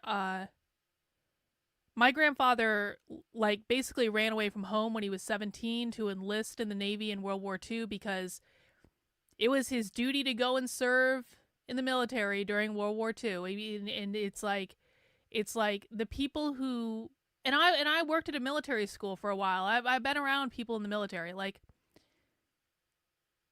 it's like you sign up for this thing, and for a lot of them, maybe not all of them, but for, like, a lot of them, there is a sense of duty. There is a sense of service. There is a sense of, like, higher purpose and all this stuff. And just like I'm sitting here listening to this guy that kind of talks like my grandfather and looks like him a little bit in some respects. And it's like the United States government just completely sold him out. And can you imagine? This happened to him when he was young. He's been fighting this fight for 50 years, right? Is about that long? Just getting shut down over and over and over again. Getting smeared over and over and over again. Threatened if they talk. Every time they like called an anti-Semite. Called all sorts of horrible names. Like, this could have happened to anyone who had, I mean, not just in the Navy, but, like, This could have happened to anyone who had relatives in the military. It was like by like the flip of a coin, it happened to be this guy on this boat. But it could have been anyone. And I'm sure they did stuff like this before, and I'm sure they're going to do it again. And it's just really sad. It's really sad how abusive the government is to people like this. On this boat, you see this torpedo hit. That torpedo instantly kills 25 servicemen. And you escape, fortunately, are able to escape this. What is going on in your mind? Because I just am thinking of that moment of consciousness when you think you're going to be saved because you see your friend and your ally, and then suddenly you realize that your friend and your ally is actually killing you, and they're in torpedo boats, so there's no way they know this is an American ship, right? Yes. What's going on in your mind and emotionally in that moment, if you could take yourself back, like how that conscious switch of, wait a second, this is not my friend, I'm being betrayed? No, that's a good question, actually. Well, I think Jesus Christ would know a lot about betrayal, and we were betrayed. And I think that's one of the reasons I'm here is because Jesus Christ didn't want us to die that day. He wanted us. Well, I'll put it this way. God saved us from God's chosen people. That's what he did. Exactly what he did. We put over 3 life rafts. That's all we had left. They shot all of our life rafts up. We put 3 over. They shot 2 of them. We were going to put our most seriously wounded in them so they'd have a chance at life. They shot 2 out of the water and took 1 aboard the boat as a trophy of the kill. It's at Haifa somewhere. Wow. They took 1 aboard, so there's absolutely no way they did not know that this was an American ship. They take 1 on board as a trophy. They're shooting it out. You are now realizing that you cannot help the wounded. Torpedoes are hitting you. What happens next? Well, when the torpedo hit, we did what we could do for damage control, and we, like I say, put over the life rafts, and they shot them out of the water, and they continued and continued and continued doing that until finally they just quit. And we thought it was over, but it wasn't. They sent over troop carrying helicopters with Marines in it to board our ship, scuttle the ship, and kill us all. I was on the main deck when they were coming over. What is your condition at that moment? What were you doing on the main deck? I was on the main deck trying to still get people off the main deck. And then they got there, and this Marine, he had his foot on the skid. I thought they were going to come down in a rope or a ladder or whatever. And I just gave him the finger. And he gave it right back to me and just smiled. This is an IDF soldier. He smiled at you. Smiling. Great big smile. And they just took off. The gig was up. I mean, they confessed. Well, mistaken identity. He thought it was the El Khazir, what was a horse transport. And enemy ship. That's what they said. And that was their excuse. And they got by with it because of the crooked government then and now. I just can't even imagine this. So you're watching your mates die, bleeding, torpedoed, napalm, and you make eye contact with this guy thinking he's going to board the ship. You give him the finger, and he gives you the finger back and smiles at you. Mm-hmm. And then they leave. They leave. And we were left there out there for 17 hours for help. This is the part that is so shocking to me because the President of the United States knows that you're under attack. The Secretary of Defense knows that you're under attack. You know that, as you said, Captain Tully tried twice to help save you. They know you're under attack. And you're telling me that after they went away, 17 hours. Take me through what you guys did. How many people at that moment were injured, dying? What was happening on that ship for the next 17 hours? Well, 2/3 of the crew was either dead or wounded. And Doc Kiefer, we had one doc aboard the ship. He had been shot in the abdomen, and both of his knees were shot up. And he operated for 17 hours on people. I helped him in one operation, a guy by the name of Gary Blanchard. He was hit bad. And he says, take my socks off. My feet are hot, hot, hot. So I rubbed his feet, tried to get some circulation. I went over to the side and looked at him, and he says, you think I'm going to die? I says, yeah, I think you are. And Doc cut him open, and he was dead. So that went on all night. Put a few stitches on him and put him over to the side and just kept on doing it. What were some of the last words? Because I'm sure, as you said, many people died. What? Wow. Hey, Rachel, thank you for the super chat. Happy belated 300. I had to catch up on that episode today, and I'm late again for this. Sorry, 3 kids is unforgiving. Thank you for your content. Thank you for the super chat, Rachel. You know, the episodes are always available on demand, so I don't think anyone should ever feel bad about not making it to the live show. Everyone has well, you guys get to have a life. I don't have a life, so you guys can have a life. But I do appreciate the support. Thanks so much. I appreciate you dropping by. What did they say? I mean, what were the conversations that you recall? You know, Candace, I really didn't recall a whole lot about that. I guess I just blocked it out. I do know that the Lieutenant Commander Armstrong, he died in the mess decks. He was hit up bad too, but I remember he was a heavy smoker. I lit him a couple cigarettes, and then I left. And I came back, and he was dead. So the conversation was just helping people. Everybody was able-bodied, helped them. I was in the walking wounded. A lot of them were walking wounded, and all they did was want to help their fellow shipmates. Bravest crew I've ever seen in my life. I mean, we guys come together like none other. We had none to fight back with but our will and our wits, and with God's beautiful hand on us. In fact, when that ship got torpedoed, it was like the hand of God was holding us up because it was going like that, ready to roll over. It just stopped. Unbelievable. And you were just 20 years old. That's crazy. It's just unbelievable. Yes. And so 17 hours later, 2/3 of the crew's dead. What happens? What ship did you see first? What was going through your mind?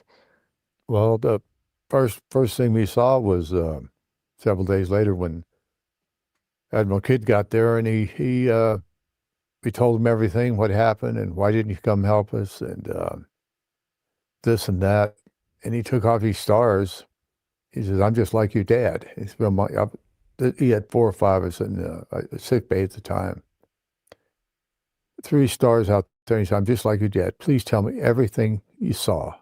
We told him about the machining of the life rafts with the machining gun of all the people, the helicopters, everything that went on. And then he put his stars back on. He says, he got beat red and he got right in my face. He says, "I'm telling you, you better never talk about this again to anybody. I'll make sure you end up in prison, fined, or worse." You know what worse means? I said, "Yes, sir, I do." Wow. But he did that to everybody. In fact, they split up everybody. They took them to different bases. There was one fellow, his name is Mickey LeMay. He's still got 50 pieces of shrapnel in him right now. They took him to Bremerhaven, Germany, for medical care. He was in a room with a bunch of other people, a lot of different beds. They took him out of that bed. He got his own room, and he was interrogated by an officer. He says, "Your name is no longer LeMay, it's Smith. You know nothing about the USS Liberty. Don't ever talk about it." Kazmar, thank you. Thank you for the super chat. I appreciate you as always. I hope you're enjoying the cold. It is cold in New Hampshire. It is not yet snowing, though. Little tiny bit of snow, not much. So you survive living hell. You watch your mates die. You wait 17 hours. And you're thinking, okay, at least now it's over. And instead, you guys get reprimanded. And you're told, essentially, we'll kill you. Yes, absolutely. That's In fact, I didn't crazy. talk about it until 43 years ago.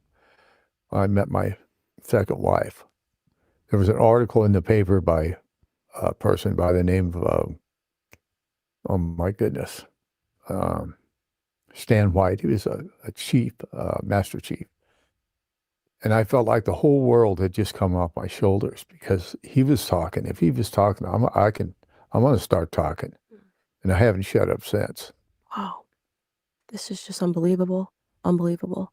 So you're all ordered into silence. And how long, you said, before you started speaking? How many years was that from Well, the it was attack? the 41, 18 years after the fact. So you stayed silent on this.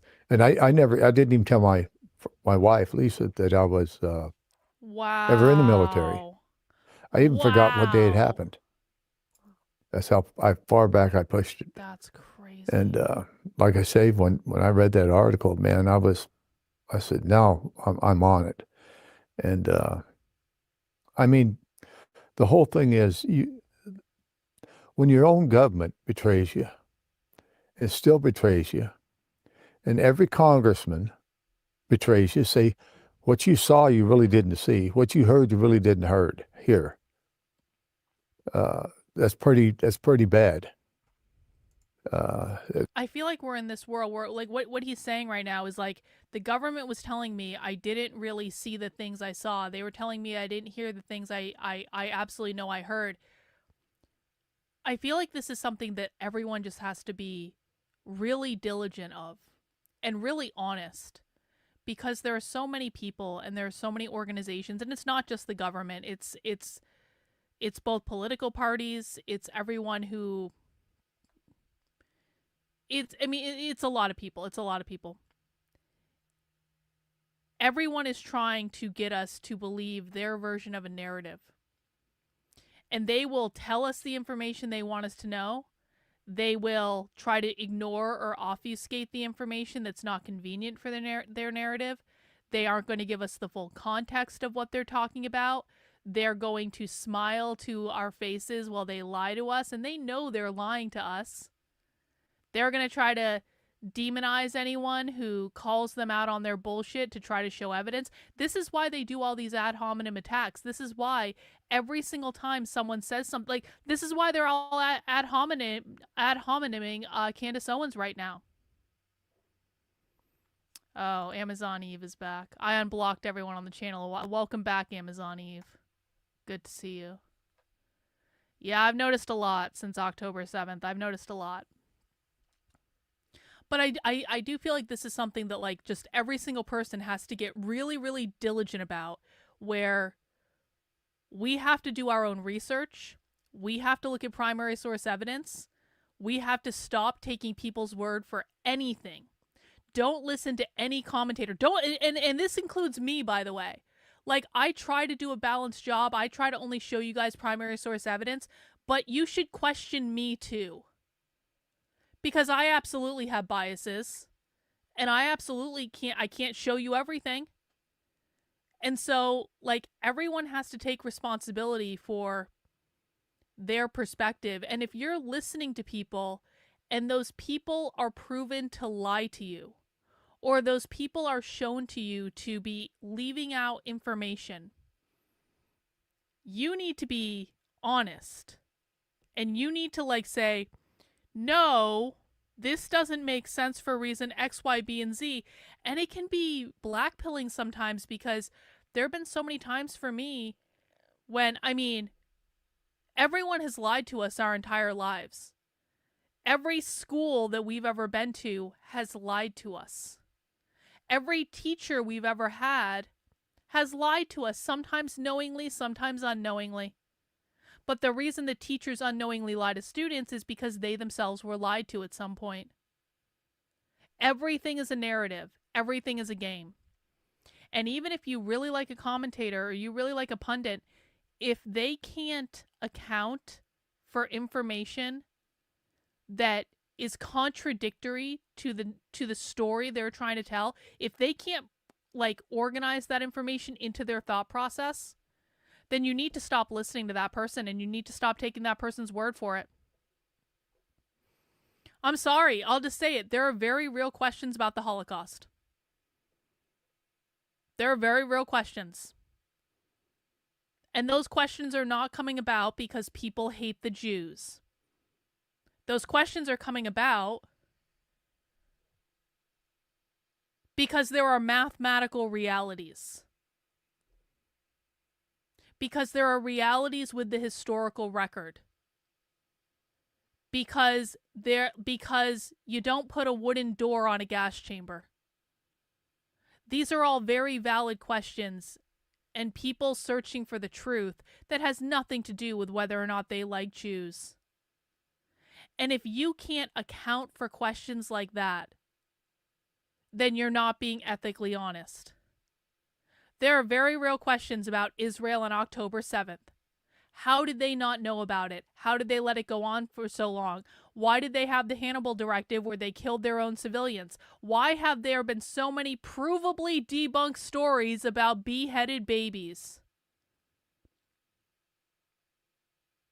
These are all very valid questions. And if they can't account for them and their only answer is, you're an anti-Semite, those people need to stop being listened to.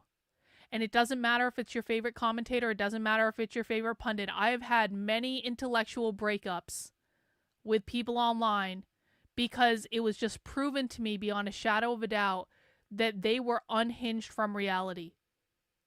And it may have been knowing, and it may have been unknowing. It may have been intentional, or it may just have been that they didn't do their own due diligence. But it doesn't really matter at the end of the day. If you can't assimilate multiple perspectives of information and you just resort to ad hominem attacks that have nothing to do with the argument being made, if you can't handle a debate with someone who you disagree with, you need to stop listening to those people. And they need to just go away. And the only way they go away is if people stop listening to them. And you've got to do your own due diligence. You've got to do your own research and question everything. And I know everyone's busy and this isn't always the most fun thing to do, but primary source resources are always available. Just look at the information directly. You don't need anyone to interpret it for you. And it's really sad that it's come to this. It's really sad that we have to literally be skeptical of anything that anyone in any position of influence tells us. Because for the most part, the only people who get lifted up in the media are the people that they want you to listen to. Why do they want you to listen to those people?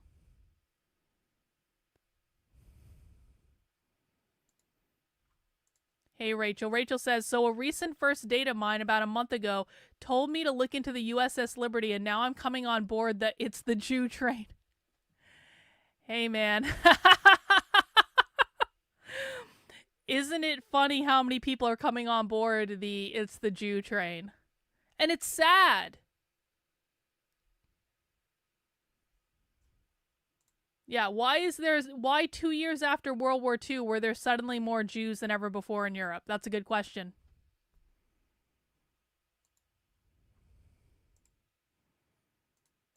This is a great point, Auto Hoax. Lies are very rarely censored. It's the truth they deploy resources to obscure. That's how many so-called conspiracy theories have been proven true.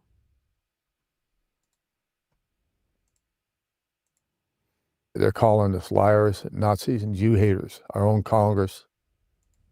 And I tell you what, I'd like to call out Charlie Kirk and Ben Shapiro with this conspiracy theory stuff. If you think it's a conspiracy, debate me live on TV. I'd be glad to debate you. And my shipmates will be there too if you want them. Debate us if you think it's a conspiracy theory.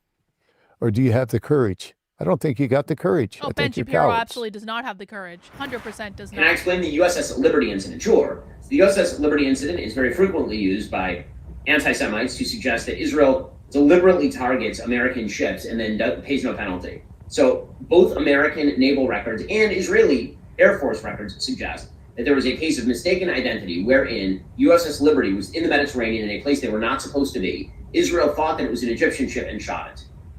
That's the actual full story. Now, there are a bunch of conspiracy theories on actually both sides of this. There's a conspiracy theory on the American side that suggests that Israel, for no reason that can be discerned, decided to shoot up an American ship to accomplish no one really can explain what. And then on the other side, there is a theory that I have not seen a lot of support for, that the USS Liberty was being used as a transmission vessel to send Israeli military locations to the Egyptians during the 67 war, and Israel knew that and shot it. Again, I think the evidence is lacking on both of those things. And there have been multiple naval investigations of the USS Liberty incident. They all come down on the same side, which is that this is a mistaken case of allied, quote unquote, friendly fire. Anyways, you guys, want to remind you about Hallow. With that said, and speaking about Christians and how much we end commercial, Candace. No commercial. Oh, hang on. Backing up. Backing up. And even about 3 months free. Okay. Important thing. 3 months free of Hallow. I can't even imagine living through something like that and then being gaslit and told that you're liars or that you're conspiracy theorists or that, as your letter said, that you're Nazis or that you're Jew haters when you went out there thinking you might be out there defending the state of Israel, only to recognize that your country betrayed you, presumably to stage a false flag attack. There was a submarine. The Russians were there too. If our ship goes down, Israel was going to get nuked by Russia. And that's a fact. It's on tape by the people that were there. There were also the USS Andrew Jackson there and the USS Amberjack, our submarines that didn't come help us. I heard they filmed it from the Amberjack. They probably got the film. Am I crazy in saying that a lot of people have woken up to this reality with Israel in the past year? I'm just curious. One in the chat if you knew about all this before October 7th. 2 in the chat if you've woken up to the whole Israel situation in the past year. 3 in the chat if you're just kind of still unsure. I just want to gauge where everyone is. 1 in the chat if you knew all this before October 7th. 2 in the chat if you've kind of woken up in the last year. 3 in the chat if you're kind of still unsure. And I want to say thank you, Suzanne. Appreciate you. Got 1, 2, 2, 1, 1, 2, 1. Lots of mix of like 1s and 2s. A lot of 1s, a lot of 2s.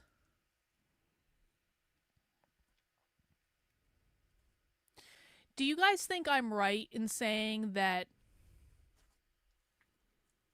it kind of feels like, I mean, and maybe this is just because, like, I woke up to this after October 7th. It wasn't entirely after October 7th. I always knew there was something going on, and it was like one of those things. I probably started waking up to it in 2021, if I'm honest about it, but it was one of those things where I was trying to avoid it. It was like, I don't want to know. I've already had to deal with too much shit. I don't want to know. And so I successfully avoided it for like another 2 years or so. Because I was just like, no, does not compute. I'm not letting that information in. But do you guys think I'm correct in saying that it kind of feels like it's accelerating with the number of people waking up to what's going on?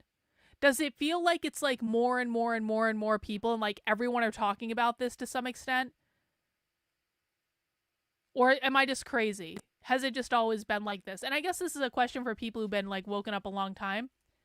Like, does it feel like things are speeding up, or has it kind of like always kind of like been like this? Because it's kind of like at some point, if it keeps speeding up, like this is why they want to shut down TikTok, by the way, because TikTok spreads this stuff like wildfire. And then people actually see what Hitler said in his speeches and they're like, holy shit, that's not what I thought he said. At some point, it feels like it's just going to reach a critical mass where people are not going to be able to deny it anymore. Like, they're not going to be able to get away with the shit that they got away with 5 years ago. So I guess that's a white pill to a certain extent.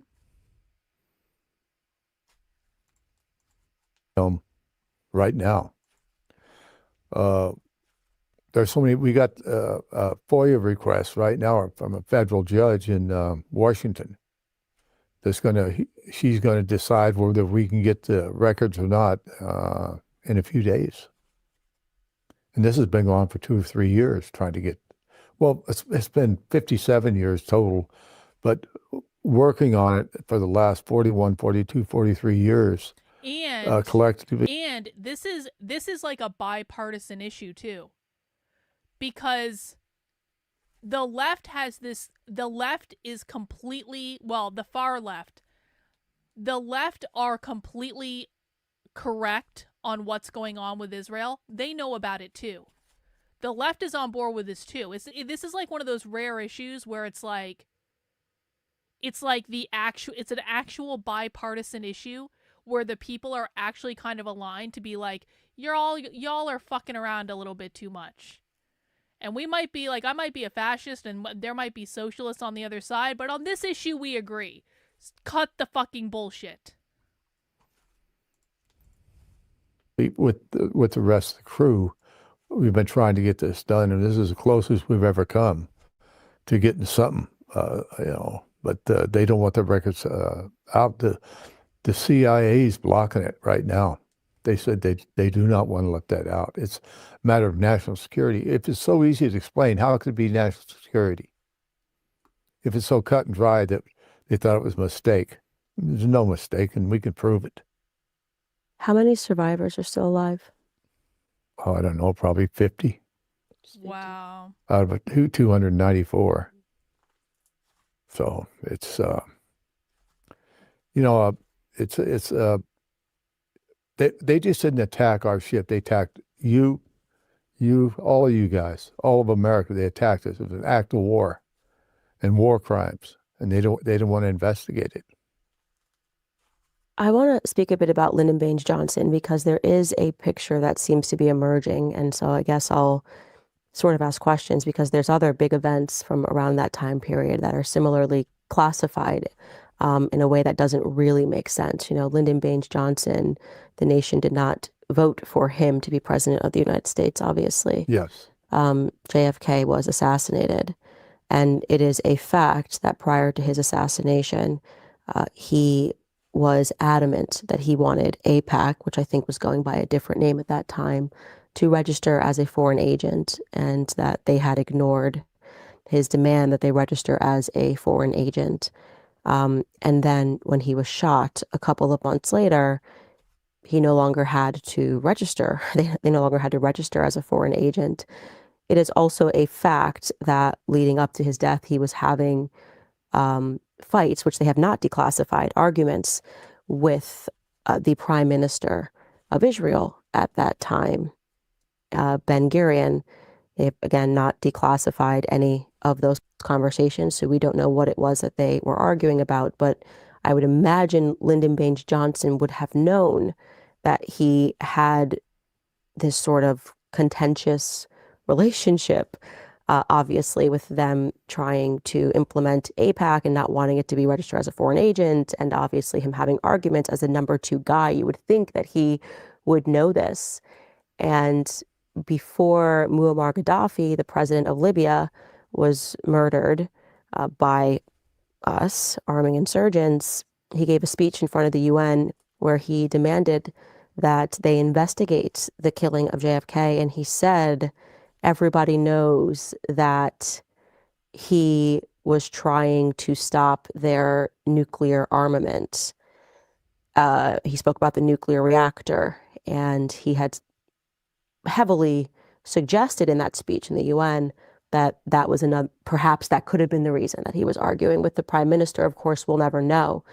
And so it's quite shocking to know that information, to realize that JFK got killed, and to also know that the person who allegedly shot him, Lee Oswald Harvey, said he didn't shoot him, didn't kill him, and then he was shot by a guy named Jacob Rubinstein, who Muammar Gaddafi alleges was also an Israeli national. Maybe he had dual citizenship. I'm not sure, No because kidding, again, I we don't didn't have know the that. files.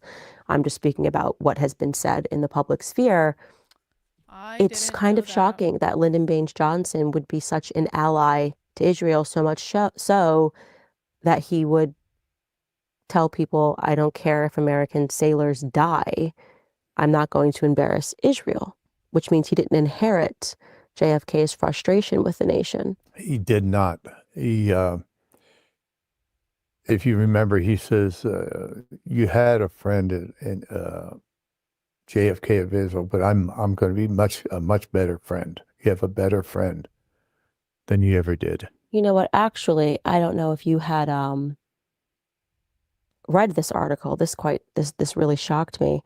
This was published in the Jerusalem Post in 2008. The article is entitled "A Friend Indeed." I'll just read a bit of it.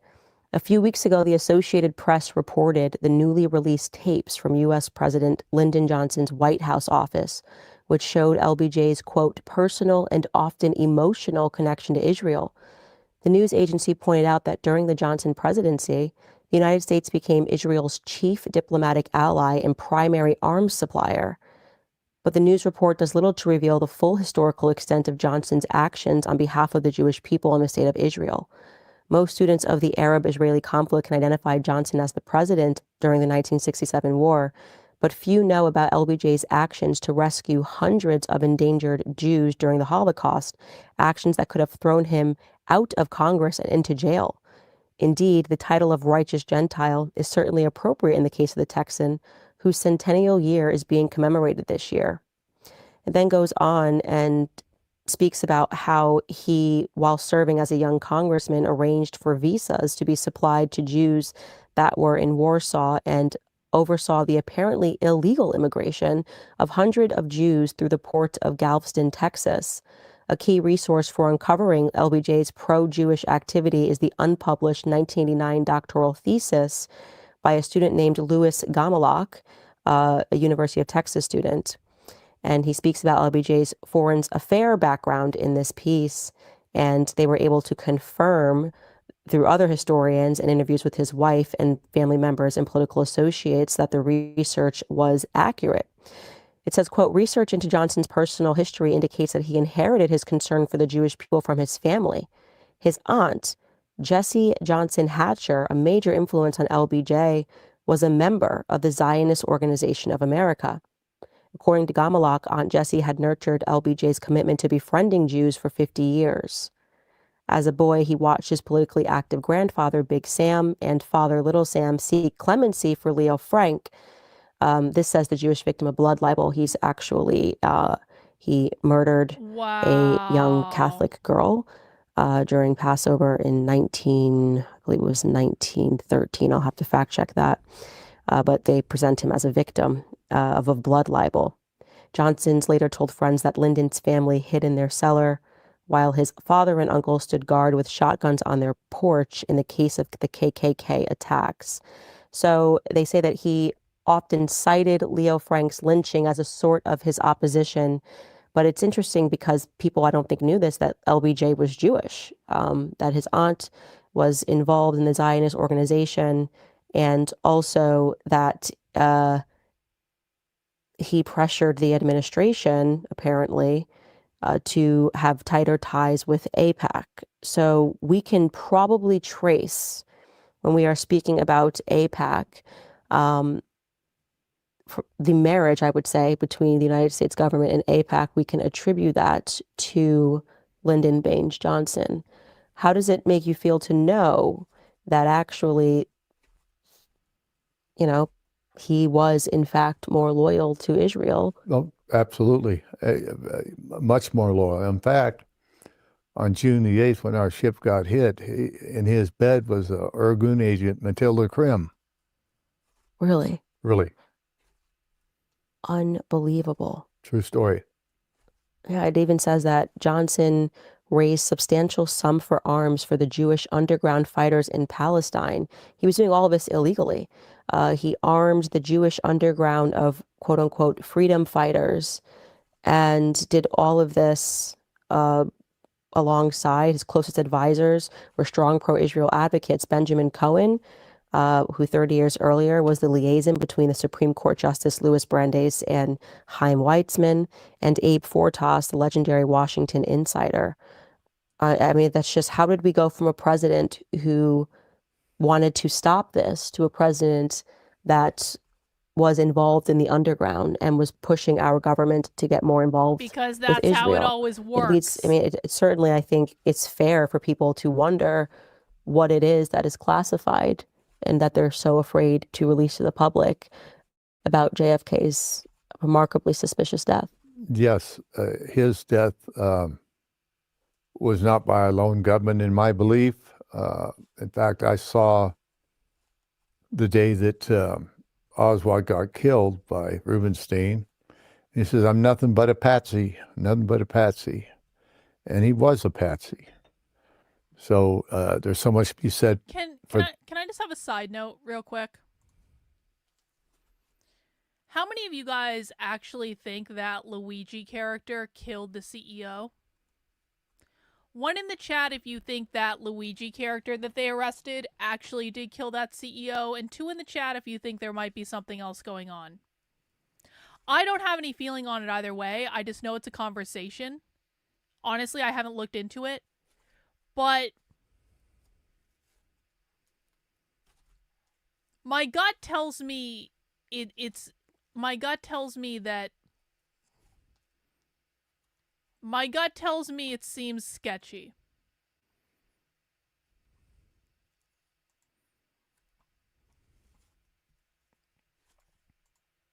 that, and the USS Liberty is covered up just as deep, and it all goes right back to Israel.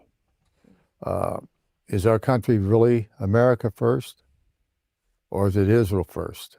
Are we an occupied nation? I think we're an occupied nation.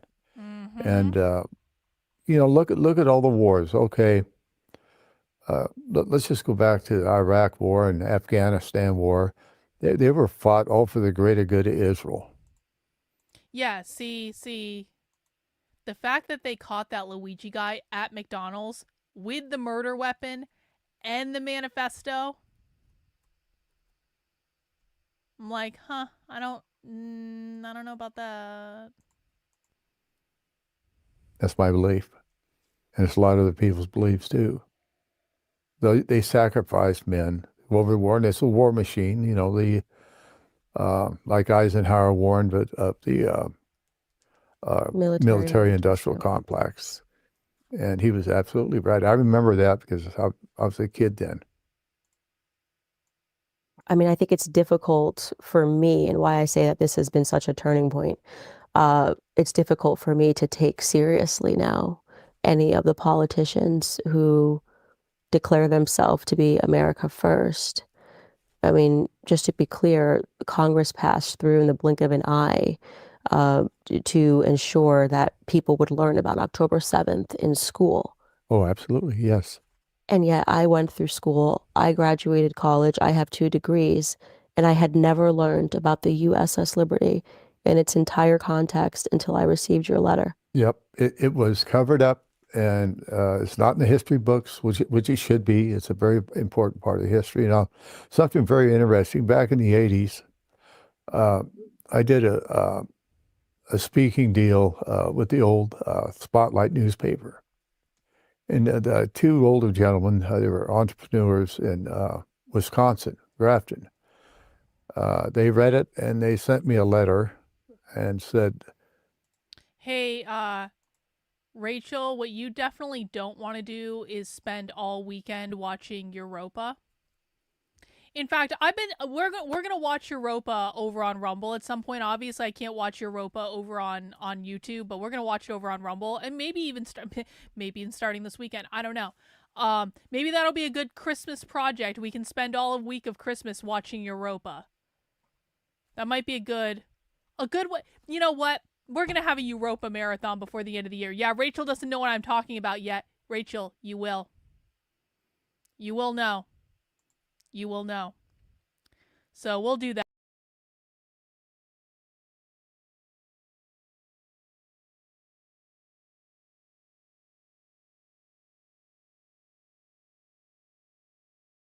I was being a smartass. I hit a button. I hit the wrong button. I'm back. Don't worry. I was thinking about Nazis.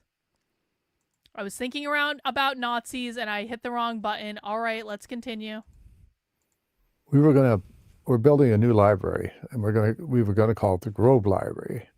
Now we want to call it the USS Liberty Oy Memorial vey. Library. Oy And vey. the whole Milwaukee area, everybody around there, the Jewish population says, no, no, no, no, you cannot do that because it's anti-Semitic to bring up USS Liberty. Anti-Semitic. Anti-Semitic. And the Grove brothers said, the heck with you guys. They've already put $1 million up. And they said, we'll just take our money out. And then the town said, no, no, no, no. We'll name it the USS Liberty Memorial Library. Because he threatened to take all the money, both of them threatened to take all the money away from it. So, and we had to get this Thanks, SWAT Rachel. teams on the Appreciate roofs, bomb sniffing dogs, because we were all threatened. They were going to get us right there for dedicating the survivors, dedicating that. That's when Pete McCluskey, former Congressman McCluskey, was there, and he spoke at the dedication, as did others. Wow.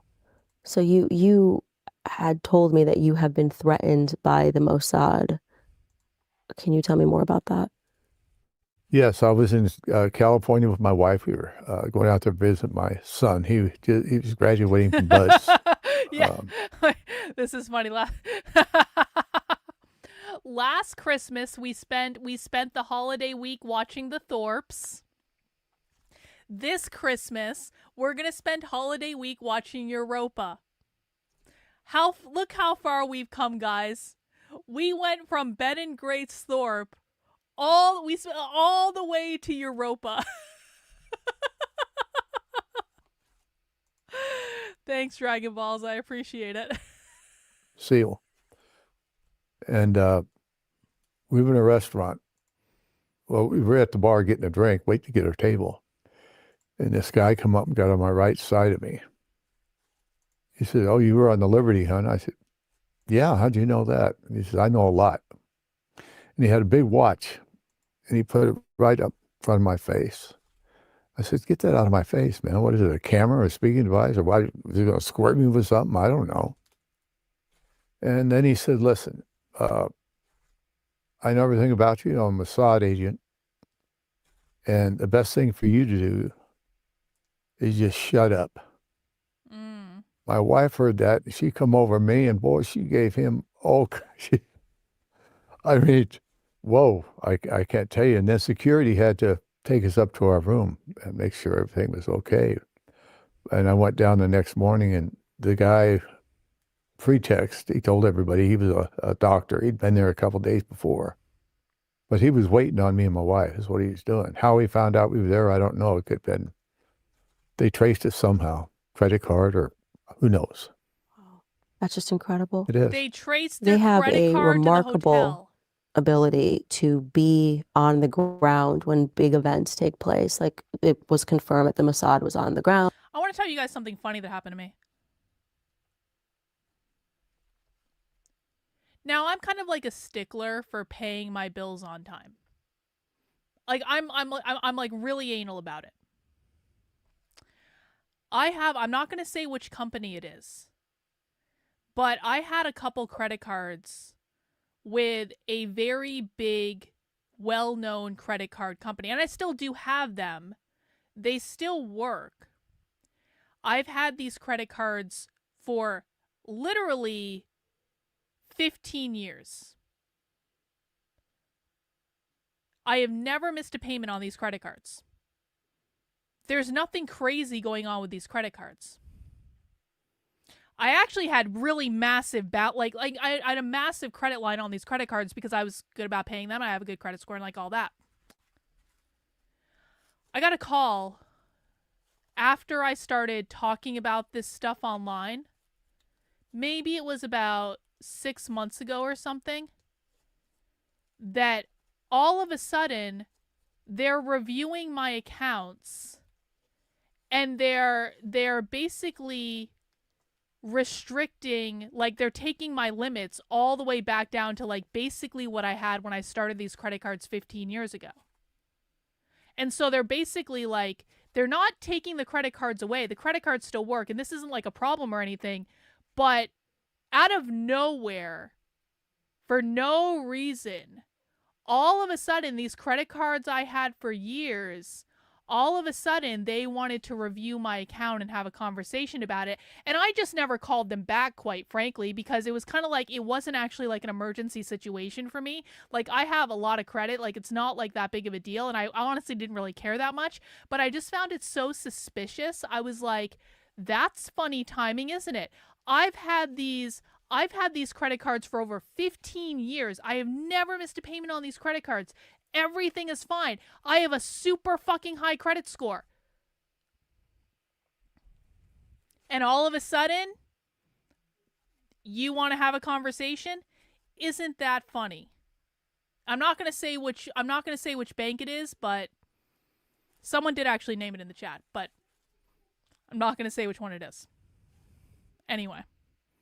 The day that JFK got shot, it has been confirmed that they were on the ground recording, at least according to ABC News, who investigated this the day. Hey, thanks, Rachel, for the super chat. Goal! Goal from Rachel. Thank you, Rachel. Appreciate it. That 9/11 took place, which you could say was obviously the beginning of us being involved in these never-ending wars in the Middle East. And obviously the USS Liberty, they got caught executing another false flag at the exact same time, the Lavon affair, which they were going to murder Americans in order to drag us into war with Egypt. So I don't know if that was before or after the US Liberty, but there's a lot of, I mean, you can't say that Israel is not involved in false flags because the Lavon affair proves that they are. King David Hotel means exactly proves that they are. You survived what you believe to be a false flag attack, and yet we have people in America who get on stage and refer to them as our greatest friend and ally. I mean, how does that make you feel to just even hear that, to hear people say they're our greatest friend and ally? And by the way, I want to be clear, I count myself among those people. For the first 6 years of my career, I genuinely had no idea. Most people don't, and it makes me furious. It really does. They're not our best friend. They're not our ally. They got more money when they murdered my shipmates than they ever got in their entire existence. And the Israelis said they paid $6 million. They didn't pay $6 million to our ship. Our own government did. The ship alone was worth $40 million. Oh, yeah? You just heard my comments on Bryson's space. Is that making the rounds somewhere? He deserved it. I don't apologize. I'm not sorry. And if people don't know what I'm talking about, don't worry about it, okay? Don't worry about it. But I do not apologize to Bryson Gray. I'm not going to harangue him anymore. Nick said to stop giving Bryson Gray a hard time. I'm not going to harangue Bryson anymore. But I'm not sorry. I said what I said. And I don't apologize. $1 million. And they settled for $6 million. The most seriously wounded got some. And they very well should have, and of course the dead. Most of the crew got $200 and an order to shut up. And I was ordered to sign that, where I could never sue Israel or the United States, which I signed it gladly. You signed it. Because you were ordered to sign it, which means you could never sue Israel or the United States for what you survived. Yep. And that was under duress. And I don't think it's worth the paper it's written on. I don't think it's worth anything. No, of course. It's not worth anything. But that's what they did to us, and they continue to do it. They can't wait till we're dead. You know, we're all dying out. We're getting older. I'm 78, and I got guys that are 85, close to 90. You know, some of them can't even get out of their house much anymore, or they got disease or whatever, you know. We lost 3 or 4 in the last year. Let me see this Rumble rant from Lady Harley, never apologize. $10 over on Rumble. Thank you, Lady Harley. I really do appreciate it. Guys, please remember, we're kind of winding down the stream now. We got 10 minutes to go. I stream Monday through Friday at 5 p.m. We do Socialism Saturday tomorrow at 6 p.m. So please come back and join us to watch Real Radical Revolutionary Socialists. I will show you the most dystopian thing you've ever seen on the internet.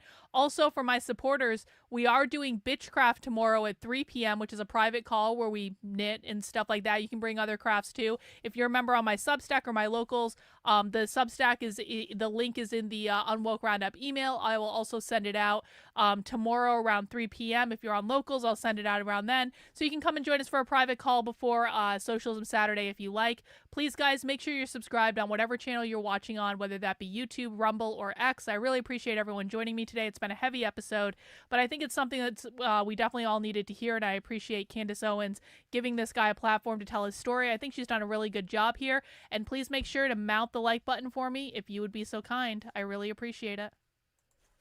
Sure. Cancer and things like that. And but I'm not going to give up till my dying breath. I'm going to be here speaking the truth, and we plan on trying to get together a speaking tour around the country for survivors to speak to the public and tell them about our government. That would be great. And the Israeli government. That would be great. As far as I'm concerned, Candace, am I gonna watch I may do it later, honestly. Maybe. I'm not gonna guarantee anything, but maybe later. Follow the Telegram channel if you are not already. It's t.me/unwokex. I'll put the link in the chat. That'll send out a notification if I decide to go live. Carlin, I honestly fear for I don't fear for I'm not relevant. Like, listen, I'm not. I have a couple hundred people watching me right now, and that's cool, and I appreciate the couple hundred people I have watching me, but I am purposefully irrelevant. I want to fly under the radar of all this shit. I really do. Candace Owens has put herself in quite a position, though. And even though, again, I've said it a million times, Candace Owens is not my particular cup of tea. I have many issues with the woman, but I have respect for the fact that she's put herself out there. She's put herself in quite a position. Maybe, Sandy. Maybe we can do that. It's a good idea. They set us up. Israel were the hitmen, and our government paid them to hit us. And then when we didn't sink, they tell us that it was mistaken identity. Us, the survivors, that they thought we were somebody else. They shot 2 of our flags down, and we put up another one, 7 by 13. They say they didn't see that one either. 7 by 13, that's a big flag. They call it holiday colors. And that's what we flew into Malta. 1,000 miles away, we went from that torpedo hit 1,000 miles away with a 40 by 40 foot hole in the ship, hoping we'd sink. Well, what I can tell you is that this has completely changed a lot for me. I just, first and foremost, just want to apologize to you. Like, I'm genuinely embarrassed at my ignorance, and it's confounding for me that I thought that I was on the side of the party of, truth and America first and patriots and caring about our veterans. And I'm realizing now that so many of these people are cowards. They're cowards. Candace. They know the truth. They lie to people as they're coming up in this movement. And they are completely occupied. There are some that are brave, obviously, Thomas Massey, but I do want to offer to you that I promise you, as long as you live, I will hold a candle for the USS Liberty. You forever have a platform. If I have a platform, I almost feel ashamed of myself. And I thought to myself this year, oh my gosh, I'm getting so attacked by the Zionist media because I had a heart over the Palestinian children that were dying. And I realized I had to survive digital attacks. I mean, you survived. Yeah. What you survived is unbelievable. And I first and foremost, I know that you have an organization. So I want to pledge to you that personally, my family will donate $40,000 every year to your organization.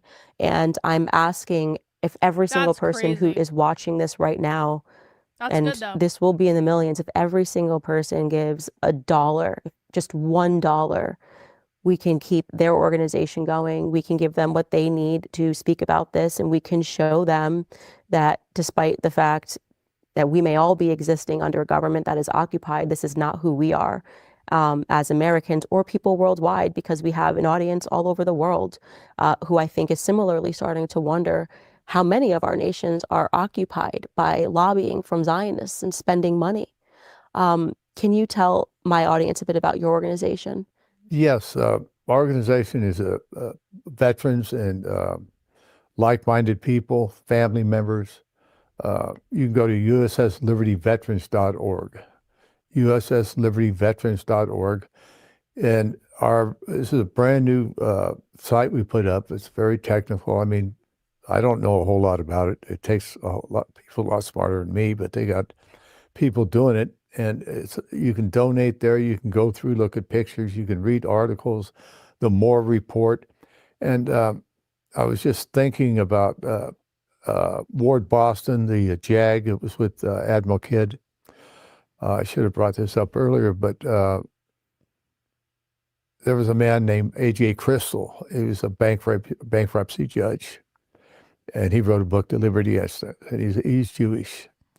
And he lied about it. And then Ward Boston signed a declaration. He says, we were ordered by our government to lie. We knew it was no mistaken identity. It was a deliberate attack to sink that ship. And he felt bad about it. You know, he says, I was a military man and I followed orders, but that brought him out and he just couldn't do it anymore. And soon after that, he died. Yeah, I can't imagine being ordered. Yeah, well, absolutely. And our ship is the most, from the Medal of Honor, Navy Cross, Silver Stars, Bronze Stars, 208 Purple Hearts, Combat Action Ribbon, and the Presidential Unit Citation. Nobody knows about it. Yeah, what do the objects mean if they keep you a secret and call you Nazis for trying to speak out? It means nothing. None of it means anything if you don't have a government that truly honors and respects you. Yes, and if I honor old veterans. They go in there, they go in to serve the country. In fact, when I put on the uniform the first time, I was the proudest man in the world to do that, to serve my country, and to be abandoned and for all these years and abandoned right now.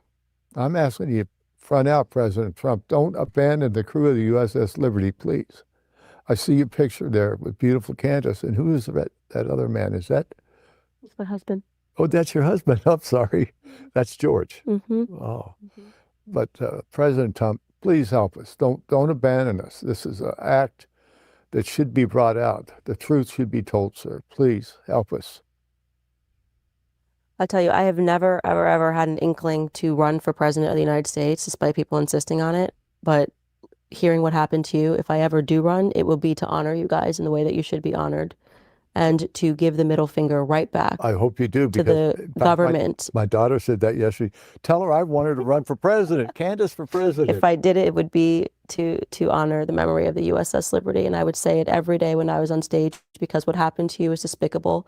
It is abhorrent that we have men that are raising money pretending to be America first, that are more concerned with getting invited to dinners and fancy dinners, peddling lines that they don't actually mean in their heart. And the worst thing is they say that they're the party of God, that they are the party of God. Yep. And yet they commit themselves not to a higher power. They commit themselves to politicians. They commit themselves to lobbyists. They commit themselves to money. And to the people that partook in this lie, I hope and know that all of them are burning in hell. And to every person that's watching this that is going to continue to lie, to call you conspiracy theorist, to call you a Nazi, those people too will either repent or they will burn in hell. I truly believe that. I do too. And 2 weeks ago, I was in a church, a Zionist church. They had an Israeli flag and American flag hanging side by side. Thank you for the super I was asked to sticker. speak I there. appreciate you. Pastor Jason Neely. And he says, we don't condone everything that Israel does, and the truth has got to be told. And the people in the church were very receptive, and a lot of them were, weeping. Another good pastor, Pastor Chuck Baldwin out of Kalispell, Montana. he's on our side, and he doesn't teach. He teaches what's really in the Bible, not what they want you to believe. Well, obviously, the Zionists funded the Schofield Absolutely. Bible, so The Schofield Bible. it's a whole nother episode that I've got to get into to teach people real history. Other than going to your website and supporting you, is there anything else that we can do and that we can send our audience to? Well, we need their hopes and their prayers. If they would go there and, like you said, donate, and your generous donation, my God, I'm almost annually. I almost fell on the floor. I promise you will have that annually from my family. Even if we fall on hard times, we will pick up side jobs and we will make that donation every single year. And until the last veteran of the USS Liberty is no longer here, you will have that donation. God bless you. Just God bless you, Candace. God bless you. And I know that right now Christ is with us. Christ is King, and the truth is powerful enough. It is. And I want to thank you again for getting me on the map. And I certainly appreciate it. If there's any other people that you can figure out that I could go to, or any of my other mates, I'd walk there if I had to. We'll host you every year. I promise you we'll get other people on this show. You guys, thank you so much for joining us. Wow. I am sure your mind has been equally as blown as mine has. You know, I'm going to say this for Candace Owens. I want to say this. I've had issues with Candace Owens for a long time. Candace Owens blocked me on Twitter because I covered when she recorded a friend of hers in a private conversation, and then was basically going to stab her friend in the back and play that recording on her show. And I've just heard over the years about so many underhanded things that Candace Owens has done, and I'm not going to get into that now, but I'm going to say this about Candace Owens. It seems to me that maybe it's time for me to just, maybe offer Candace a clean slate. Just in terms of, like, it doesn't mean anything coming from me. Candace Owens doesn't give a fuck about me, so that's fine. But it seems to me as though Candace has woken up a lot in the last year, since October 7th, just like a lot of us have. And I think that the thing that's so interesting about October 7th is that it was a moment where all of a sudden you could see you're a real person, you're a real person, you're a real person, you're fake, fake, fake, real fake, fake, fake, real fake. And it's like, it was a new dividing line where, and it was clear as day. You are either shilling for Israel or you were going, maybe we should hold on a second. And the people that have not turned out to be the shills for Israel have been so surprising in some respects. And in some respects, yeah, it was like a filter moment. It was like everyone retreat and like separate, because it was people that I'd had problems with for years. All of a sudden we looked at each other and we were like, oh shit, we're on the same team. And it kind of wiped out a lot of bad blood. This is what happened with me and Nick Fuentes. Honestly, this is literally what happened with me and Nick Fuentes. Is all of a sudden I was like, oh shit, we're actually on the same team. And the Groypers had been in my comments for like a minute and every time I covered Nick up until that point, the Groypers were starting to come into my comments and say nice things to me too. And I was like, what are you guys doing? But there are so many people that happened with. And so, I don't know. I don't trust Candace Owens, but I think that she did a really good job with this. And it does seem to be something that seems genuine. She's putting up $40,000 a year as a donation. That's a real thing. That's real. That's a lot of money, man. And so obviously this has touched her on some level. And it's kind of like, maybe she's maybe in waking up to this stuff, she has reprioritized some things in her life. Would Candace Owens today go out of her way to record a friend of hers on a private phone call and play it on her show just to gag the person? I don't know that she would, because it's kind of like when you start waking up to this stuff, it puts everything else in perspective. It's like, oh shit, that stuff that I thought was important, that's actually not really that important now. because you've woken up to this thing that's so much bigger and you're like, oh shit, this is so much worse than I thought it was. And all of a sudden you kind of start, at least this is what happened with me, you start to like reprioritize how you're thinking about things, and things that used to be important to you or things that you used to engage with, you're just kind of like, go away. There's a bigger problem now. Yeah, it's kind of like a, they're like, I was playing silly games before because I didn't know better, but it turns out there are actually real problems. People grow and change. They take in new information. They wake up. Maybe that's what Candace Owens has done in this. And, you know, maybe we should offer some grace. But guys, that is all I have for the show today. Again, I will be live again at I might go live later tonight. I might. I'm not 100% decided on it yet. I got some stuff to do. But I might go live later to watch some stuff. We'll see. Subscribe to the Telegram. It's t.me/unwokex, UNWOKE, the letter X. And if I go live, I'll post a notification there or on my Twitter. Subscribe to the channels. Mount the like button. All that stuff. I will see you guys minimally tomorrow for Socialism Saturday. And that's it. That's all we have for tonight, guys. So I hope you're all having a good Friday the 13th. I hope nothing too terrible has happened.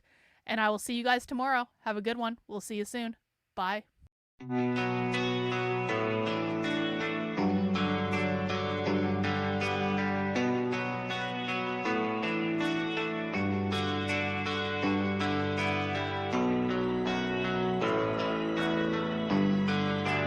How are you feeling? How long have you been here? 3 months, May 17th. And what brought you?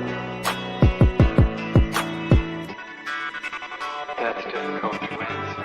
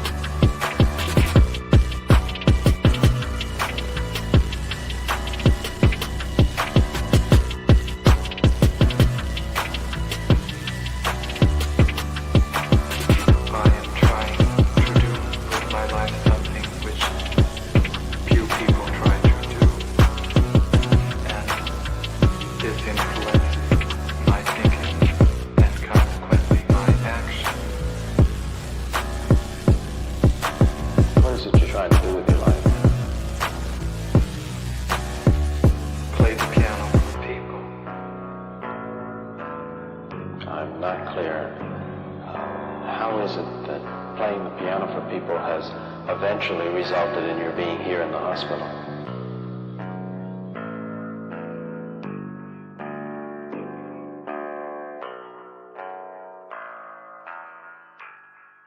That's difficult to answer.